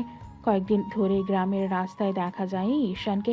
তুলি প্রতিদিন ছাদে উঠেছিল, প্রতিদিন রাস্তার দিকে তাকিয়েছে, প্রতিদিন ভেবেছে আজ হয়তো আসবে, কিন্তু আসেনি। প্রথম দিন সে গুরুত্ব দেয়নি, দ্বিতীয় দিন একটু খারাপ লেগেছে, তৃতীয় দিনে অস্থিরতা শুরু হয়েছে, চতুর্থ দিনে সে নিজেই বুঝে গেছে সে ছেলেটাকে মিস করছে, ভীষণ মিস করছে। কিন্তু নিজের মনকে সেটা স্বীকার করতেও কষ্ট হচ্ছিল। সেদিন বিকেলে তুলি বারান্দায় দাঁড়িয়েছিল। হঠাৎ দূর থেকে পরিচিত একটা কণ্ঠ ভেসে এলো। এই চুড়ি নেবেন? চুড়ি, নানান রঙের চুড়ি। কণ্ঠটা শুনেই তুলির বুকটা ধক করে উঠল। সে দ্রুত নিচে তাকালো, আর সত্যিই রাস্তা দিয়ে হাঁটছে ঈশান। মাথায় সেই কাচের বক্স, মুখে সেই চিরচেনা শান্ত ভাব। তুলির অজান্তেই ঠোঁটে হাসি ফুটে উঠল। এই ফেরিওয়ালা, এদিকে এসো। ঈশান থামলো, মাথা তুলে তাকালো, তারপর ধীরে ধীরে গেটের দিকে এগিয়ে এলো। জি ম্যাডাম। ম্যাডাম ডাকতে হবে না। তাহলে কি রাখবো? তুলি। এত সাহস এখনো হয়নি। কোথায় ছিল এতদিন? কেন?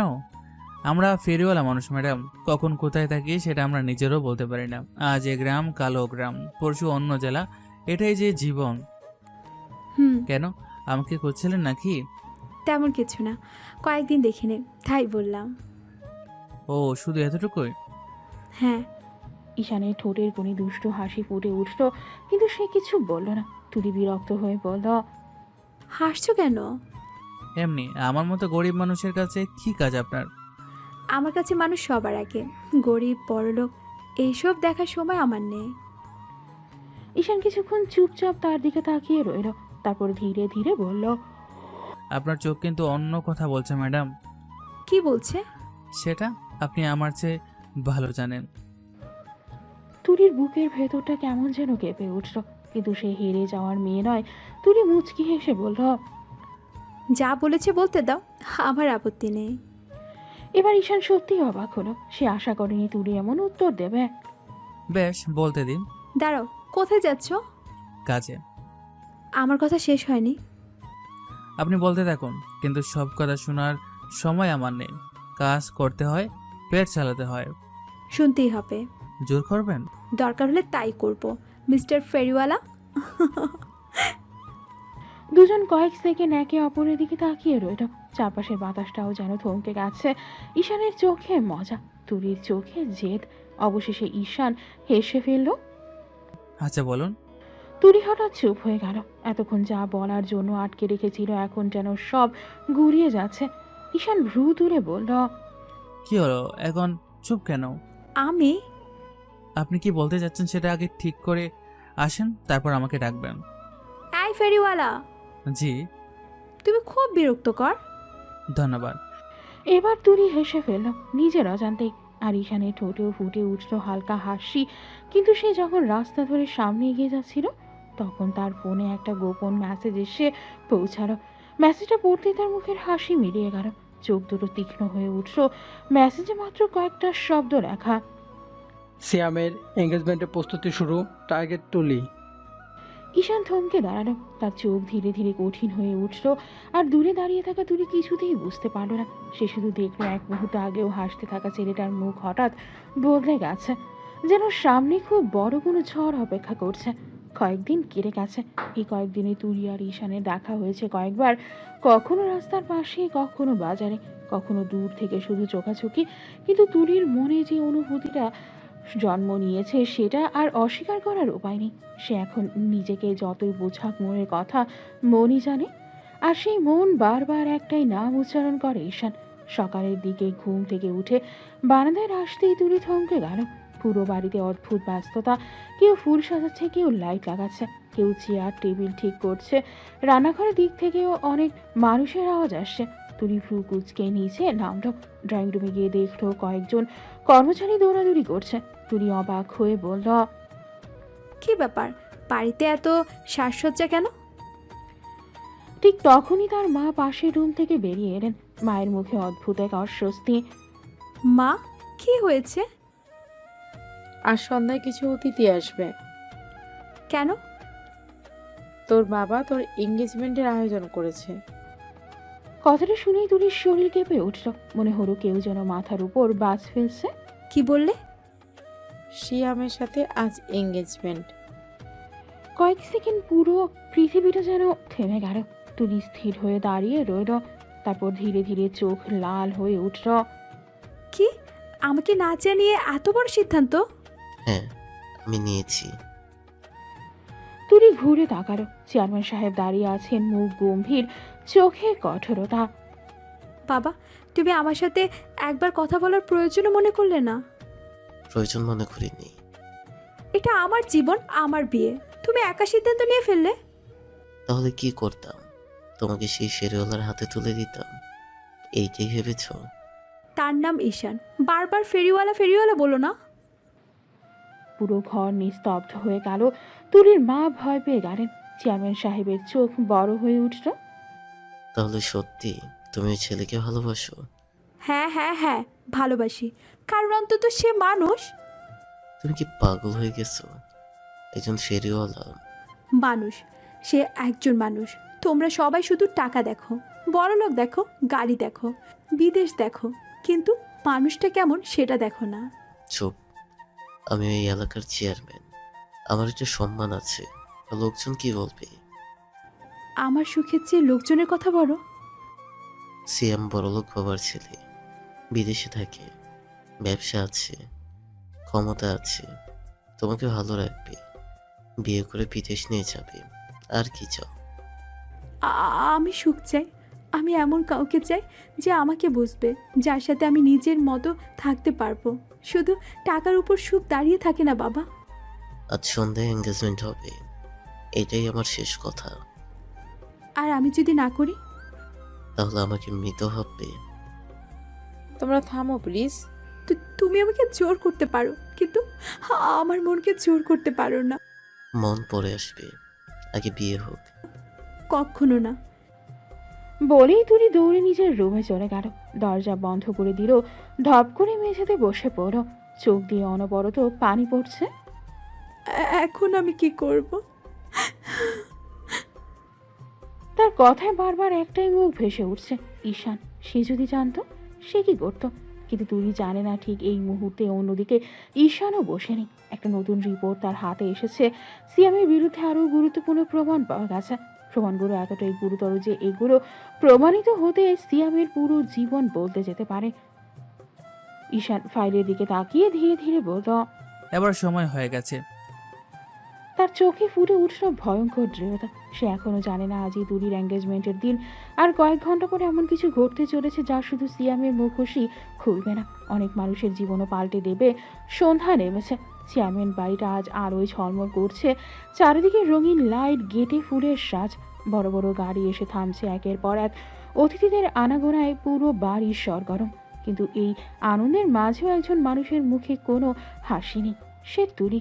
আজ তাকে জোর করেই সাজানো হয়েছে, গা ভরা গয়না, ভারী শাড়ি, মুখে মেকআপ, কিন্তু চোখ দুটো নিভে যাওয়া প্রদীপের মতো। ড্রয়িং রুমের মাঝখানে দাঁড়িয়ে আছে সে। চারপাশে মানুষ, কিন্তু নিজেকে ভীষণ একা লাগছে। তুলির মা কয়েকবার এসে বললেন, মা একটু হাস, মানুষ কি ভাববে? তুলি শুধু একবার মায়ের দিকে তাকালো, তারপর আবার মাথা নিচু করে ফেললো। সে জানে আজ তার কথা কেউ শুনবে না। অন্যদিকে সিয়াম আজ খুব খুশি। দামি স্যুট পরে অতিথিদের সাথে হাসি মুখে কথা বলছে। তার ঠোঁটের কোণে অদ্ভুত এক বাঁকা হাসি, যেন সে আগেই জিতে গেছে, যেন আজকের পর সবকিছু তার নিয়ন্ত্রণে চলে যাবে। কিছুক্ষণ পর মাইকের সামনে একজন দাঁড়ালো। মাইক থেকে ভেসে এলো, সম্মানিত অতিথিবৃন্দ, আজকের এই সুন্দর সন্ধ্যায় চেয়ারম্যান সাহেবের কন্যা তুলি এবং সিয়ামের এনগেজমেন্ট অনুষ্ঠানে আপনাদের স্বাগত জানাচ্ছি। চারপাশে হাততালির শব্দ, কিন্তু তুলির বুকের ভেতরটা যেন ভেঙে যাচ্ছে। সিয়াম ধীরে ধীরে এগিয়ে এলো, তার হাতে একটা ডায়মন্ডের আংটি, মুখে বিজয়ীর হাসি। দেখলে, শেষ পর্যন্ত তুমিই আমার হলে। তুলি ঘৃণা ভরা চোখে তাকালো, কিন্তু কিছু বলল না। ঠিক তখনই সিয়াম আংটিটা তুলির হাতে পরানোর জন্য হাত বাড়ালো। আর ঠিক সেই মুহূর্তেই বাইরে হঠাৎ ব্রেক করার শব্দ, তারপর একসাথে কয়েকটা পুলিশের গাড়ির সাইরেন। পুরো বাড়ি কেঁপে উঠল। সবাই অবাক হয়ে দরজার দিকে তাকালো। পরের মুহূর্তেই চারদিক থেকে পুলিশ বাড়িটা ঘিরে ফেললো। অতিথিদের মধ্যে ফিসফাস শুরু হয়ে গেল। কেউ কিছু বুঝতে পারছে না। চেয়ারম্যান সাহেব উঠে দাঁড়ালেন। কি হচ্ছে এসব? ঠিক তখনই মূল দরজা দিয়ে ভেতরে প্রবেশ করলো একজন। কালো বুট, আইপিএস অফিসারের ইউনিফর্ম, কাঁধে পদমর্যাদার ব্যাজ, চোখে কঠিন দৃঢ়তা। আর তাকে দেখেই পুরো হলরুম নিস্তব্ধ হয়ে গেল, কারণ এই মুখটা সবাই চেনে, খুব ভালো করেই চেনে, কিন্তু এই রূপে নয়। তুলি ফিসফিস করে বলল, ঈশান, এ তো সেই ফেরিওয়ালা, চুড়ি বিক্রি করতো না? এখানে আইপিএস অফিসার কিভাবে? আমি কি স্বপ্ন দেখছি? ঈশান ধীর পায়ে সামনে এগিয়ে এলো। আজ তার চোখে সেই সাধারণ ফেরিওয়ালার সরলতা নেই, আজ তার চোখে দায়িত্ব, কঠোরতা, আইনের শক্তি। সে সরাসরি গিয়ে সিয়ামের সামনে দাঁড়ালো, তারপর ঠান্ডা গলায় বলল, Siam, you are under arrest. What? Ishan, তুমি? হ্যাঁ, আমি ফেরিওয়ালা নই, আমি একজন আইপিএস অফিসার। আমি এই এলাকায় এসেছিলাম একটি অপরাধ চক্রের তদন্ত করতে। প্রথমে জানতাম না এর মূলকে, কিন্তু তদন্ত করতে করতে বুঝলাম এই পুরো চক্রের নেতৃত্ব দেয় সিয়াম। চেয়ারম্যান সাহেব যেন নিজের কানকেও বিশ্বাস করতে পারছে না। কি বলছেন আপনি? ঈশান হাত তুলতেই কয়েকজন পুলিশ কিছু লোককে নিয়ে ভেতরে ঢুকলো। আর তাদের দেখে চেয়ারম্যান সাহেবের চোখ বড় হয়ে গেল, কারণ এরা সেই লোকগুলো যারা কিছুদিন আগে তার বাড়িতে এসেছিল, যাদের তিনি ব্যবসায়িক বন্ধু ভেবেছিলেন। কিন্তু তুলি তাদের পছন্দ করেনি। লোকগুলো মাথা নিচু করে দাঁড়িয়ে আছে। ঈশান বলল, চিনতে পারছেন? এরা আপনার বন্ধু নয়, এরা সিয়ামের লোক। আপনার ব্যবসার তথ্য সংগ্রহ করার জন্য এদের পাঠানো হয়েছিল। আপনার আয়, আপনার সম্পদ, আপনার যোগাযোগ, সব তথ্য ধীরে ধীরে সিয়ামের কাছে পৌঁছানো হতো। না, এটা হতে পারে না। ঈশান হাতের ইশারা করল। পেছনের স্ক্রিনে একের পর এক তথ্য দেখানো শুরু হলো। ব্যাংক লেনদেন, গোপন মিটিংয়ের ছবি, অপরাধ চক্রের যোগাযোগ, ভুয়া কোম্পানি নথি। পুরো হলরুম নিস্তব্ধ, সবাই তাকিয়ে আছে। আর প্রতিটা তথ্যের সাথে সাথে সিয়ামের মুখের রং পাল্টে যাচ্ছে। সিয়াম শুধু প্রতারণা করেনি, সে বিভিন্ন গুরুত্বপূর্ণ অপরাধমূলক কর্মকাণ্ডের সাথে জড়িত থাকার প্রমাণ পাওয়া গেছে এবং তদন্তে পাওয়া তথ্য আদালতে উপস্থাপন করা হবে। মিথ্যা, সব মিথ্যা। কিন্তু তখনই একের পর এক সাক্ষী সামনে এলো, সবাই তার বিরুদ্ধে কথা বলতে শুরু করলো। সিয়াম বুঝতে পারলো আজ তার বাঁচার পথ নেই। তুলির চোখে তখন আনন্দের অশ্রু, তার ঠোঁটে অনেকদিন পর হাসি ফুটেছে। যে মানুষটাকে ফরবাই ফেরিওয়ালা ভাবতো, সেই মানুষটাই আজ তার জীবনের সবচেয়ে বড় বিপদ থেকে তাকে রক্ষা করেছে। হঠাৎ সুযোগ বুঝে সিয়াম দৌড় দিল, আমাকে কেউ ধরতে পারবে না। কিন্তু সে কয়েক কদমও যেতে পারল না। দুজন পুলিশ অফিসার তাকে ধরে ফেললো। সিয়াম ছটফট করতে লাগলো, কিন্তু লাভ হলো না। হাত করা পড়ে গেল তার হাতে। ঈশান ঠান্ডা গলায় বলল, খেলা শেষ সিয়াম, আইনের হাত থেকে পালানোর রাস্তা নেই। সিয়ামকে নিয়ে যাওয়া হলো, আর পুরো হলরুম তখন শুধু বিস্ময়। চেয়ারম্যান সাহেব ধীরে ধীরে ঈশানের দিকে তাকালেন। তার চোখে লজ্জা, অপরাধ বোধ আর অবিশ্বাস। কারণ যাকে তিনি এতদিন সামান্য ফেরিওয়ালা ভেবেছিলেন, সেই ছেলেটাই আজ তার পরিবারকে রক্ষা করেছে। আর তুরি, সে চুপচাপ দাঁড়িয়ে আছে, চোখে জল, মুখে হাসি, আর তার চোখ বরাবর গিয়ে থামছে ঈশানের ওপর। পুরো হলরুম তখনও স্তব্ধ। সিয়ামকে পুলিশ নিয়ে গেছে, অতিথিরা এখনও ফিস ফিস করে কথা বলছে। কেউ বিশ্বাস করতে পারছে না যে গ্রামের সেই সাধারণ ফেরিওয়ালা আসলে একজন আইপিএস অফিসার। আর চেয়ারম্যান সাহেব এখনও যেন ধাক্কা সামলাতে পারছেন না। তিনি স্থির হয়ে দাঁড়িয়ে আছেন। ঠিক তখন ঈশান ধীরে ধীরে তার সামনে গিয়ে দাঁড়ালো। সবাই ভাবলো হয়তো সে এখন বিদায় নিয়ে চলে যাবে, কিন্তু ঈশান যা বলল সেটা শুনে পুরো হলরুম আবারও স্তব্ধ হয়ে গেল। স্যার, আমি কিন্তু শুধু এই এলাকায় তদন্তের জন্য আসিনি। মানে?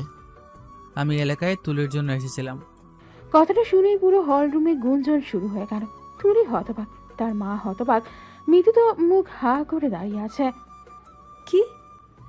ঈশান এবার সরাসরি তুলির দিকে তাকালো। তার চোখে আজ কোনো লুকোচুরি নেই, কোনো ছদ্মবেশ নেই, শুধু সত্য। আমি প্রথম তুলিকে দেখেছিলাম ভার্সিটির নবীনবরণ অনুষ্ঠানে। তুলির বুক কেঁপে উঠল। সে স্পষ্ট মনে করতে পারছে সে অনুষ্ঠান, অনেক ছাত্রছাত্রী, অনেক ভিড়, কিন্তু সে কখনো খেয়ালই করেনি কেউ তাকে এতটা মন দিয়ে দেখেছিল। ঈশান ধীরে ধীরে বলল, সেদিন ও মঞ্চে কথা বলছিল। সবাই যখন শুধু দেখছিল, আমি শুনছিলাম। ওর আত্মবিশ্বাস, ওর সাহস, ওর কথা বলার ভঙ্গি সবকিছু ভালো লেগেছিল। এরপর খোঁজ নিয়ে জানতে পারি ও এই গ্রামে থাকে, আর ঠিক সেই সময়ই আমাকে এই এলাকায় একটা গোপন তদন্তের দায়িত্ব দেওয়া হয়। তখন ভাবলাম এক ডিলে দুই পাখি মারা যাবে, তদন্তও হবে আর দূর থেকে হলেও ওকে দেখাও হবে। তুলির গাল লাল হয়ে গেল। মিতু পাশে দাঁড়িয়ে মুচকে হাসছে। ঈশান হালকা হেসে বলল, তবে তখন আমি জানতাম না সবকিছুর মূল্যে সিয়াম আছে। আমি জানতাম না যে যেই মেয়েটিকে দূর থেকে পছন্দ করি তার জীবনই বিপদের মধ্যে আছে। তদন্ত যত এগিয়েছি, আমি তত সত্য জেনেছি, তত বুঝেছি পরিস্থিতি কত ভয়ঙ্কর। আর ততই বুঝেছি আমি শুধু একজন অফিসার হিসেবে না, একজন মানুষ হিসেবে ওকে রক্ষা করতে চাই। তুলির চোখ ভিজে উঠল। এতদিনের সব প্রশ্নের উত্তর যেন একসাথে পেয়ে গেছে সে। কেন ছেলেটা অন্যরকম ছিল, কেন তার চোখে এত আত্মবিশ্বাস ছিল, কেন তাকে সাধারণ ফেরিওয়ালা মনে হতো না, সব উত্তর আজ সামনে দাঁড়িয়ে। ঈশান এবার চেয়ারম্যান সাহেবের দিকে তাকালো, কিছুক্ষণ নীরব থেকে বলল, স্যার, আজ আমি কোনো অফিসার হিসেবে আপনার সামনে দাঁড়াইনি। আজ আমি একজন সাধারণ ছেলে হিসেবে দাঁড়িয়েছি। আমি তুলিকে আগে থেকে ভালোবাসি, অনেক আগে থেকে। কখনো ওকে বিরক্ত করিনি, কখনো নিজের পরিচয় ব্যবহার করিনি, কখনো জোর করিনি, শুধু দূর থেকে সম্মান করেছি। আমি জানি আমি ভুল করতে পারি, কিন্তু আমি মানুষ। কিন্তু একটা কথা বলতে পারি, আপনার মেয়ের চোখে কখনো কষ্টের কারণ হব না। আমার কাছে 20 টাকার ব্যবসা নেই, বিদেশে বিলাসবহুল জীবন নেই, কিন্তু সম্মান আছে, সততা আছে, আর আপনার মেয়েকে সুখে রাখার ইচ্ছা আছে। কথাগুলো বলার সময় তার গলায় কোনো অহংকার ছিল না, ছিল শুধু আন্তরিকতা। যদি আপনাদের কোনো আপত্তি না থাকে, আমি তুলিকে বিয়ে করতে চাই। কথাটা বলেই সে চুপ হয়ে গেল। পুরো হলরুম নিস্তব্ধ। সবাই এখন চেয়ারম্যান সাহেবের দিকে তাকিয়ে তিনি কি বলবেন। কিছুক্ষণ মাথা নিচু করে দাঁড়িয়ে রইলেন তিনি, তারপর ধীরে ধীরে তুলির দিকে তাকালেন। দেখলেন মেয়েটার চোখে ভেজা, কিন্তু সেই চোখে ভয় নেই, আছে ভালোবাসা। এরপর তিনি ঈশানের দিকে তাকালেন। ছেলেটা তার পরিবারকেই বাঁচিয়েছে। অনেকক্ষণ ধরে চেয়ারম্যান সাহেব দীর্ঘশ্বাস ফেললেন। আমি জীবনে অনেক মানুষ দেখেছি, কিন্তু আজ বুঝলাম মানুষকে পোশাক দেখে বিচার করে সবচেয়ে বড় ভুল। আমি ভেবেছিলাম তুমি একজন ফেরিওয়ালা, কিন্তু আজ দেখছি তুমি একজন সৎ মানুষ। আর একজন বাবার জন্য এর চেয়ে বড় পরিচয় আর কিছু হতে পারে না। তুলির মুখে ধীরে ধীরে হাসি ফুটল। চেয়ারম্যান সাহেব আবার বললেন, যদি আমার মেয়েরও আপত্তি না থাকে তাহলে আমারও কোনো আপত্তি নেই। কথাটা শেষ হতেই তুলি আর নিজেকে সামলাতে পারল না। তার চোখ থেকে আনন্দের অশ্রু গড়িয়ে পড়ল। মিতু লাফিয়ে উঠে বলল, ইয়েস, অবশেষে। সবাই হেসে ফেলল। তুলির মা এগিয়ে এসে মেয়েকে জড়িয়ে ধরলেন। আর ঈশান, সে শুধু দাঁড়িয়ে আছে, মুখে সেই শান্ত হাসি, যে হাসির আড়ালে আছে অনেক দিনের অপেক্ষা, অনেক ঝড়, অনেক লড়াই, আর অবশেষে নিজের মানুষটাকে পাওয়ার স্বস্তি। ঈশান তুলির কানের কাছে এসে ফিসফিস করে বলল, কি ম্যাডাম, আইপিএস অফিসারের বউ হতে তৈরি তো? নো মিস্টার, আমি তো ফেরিওয়ালার বউ হতে চাই, কোনো আইপিএস এর না। সমাপ্ত।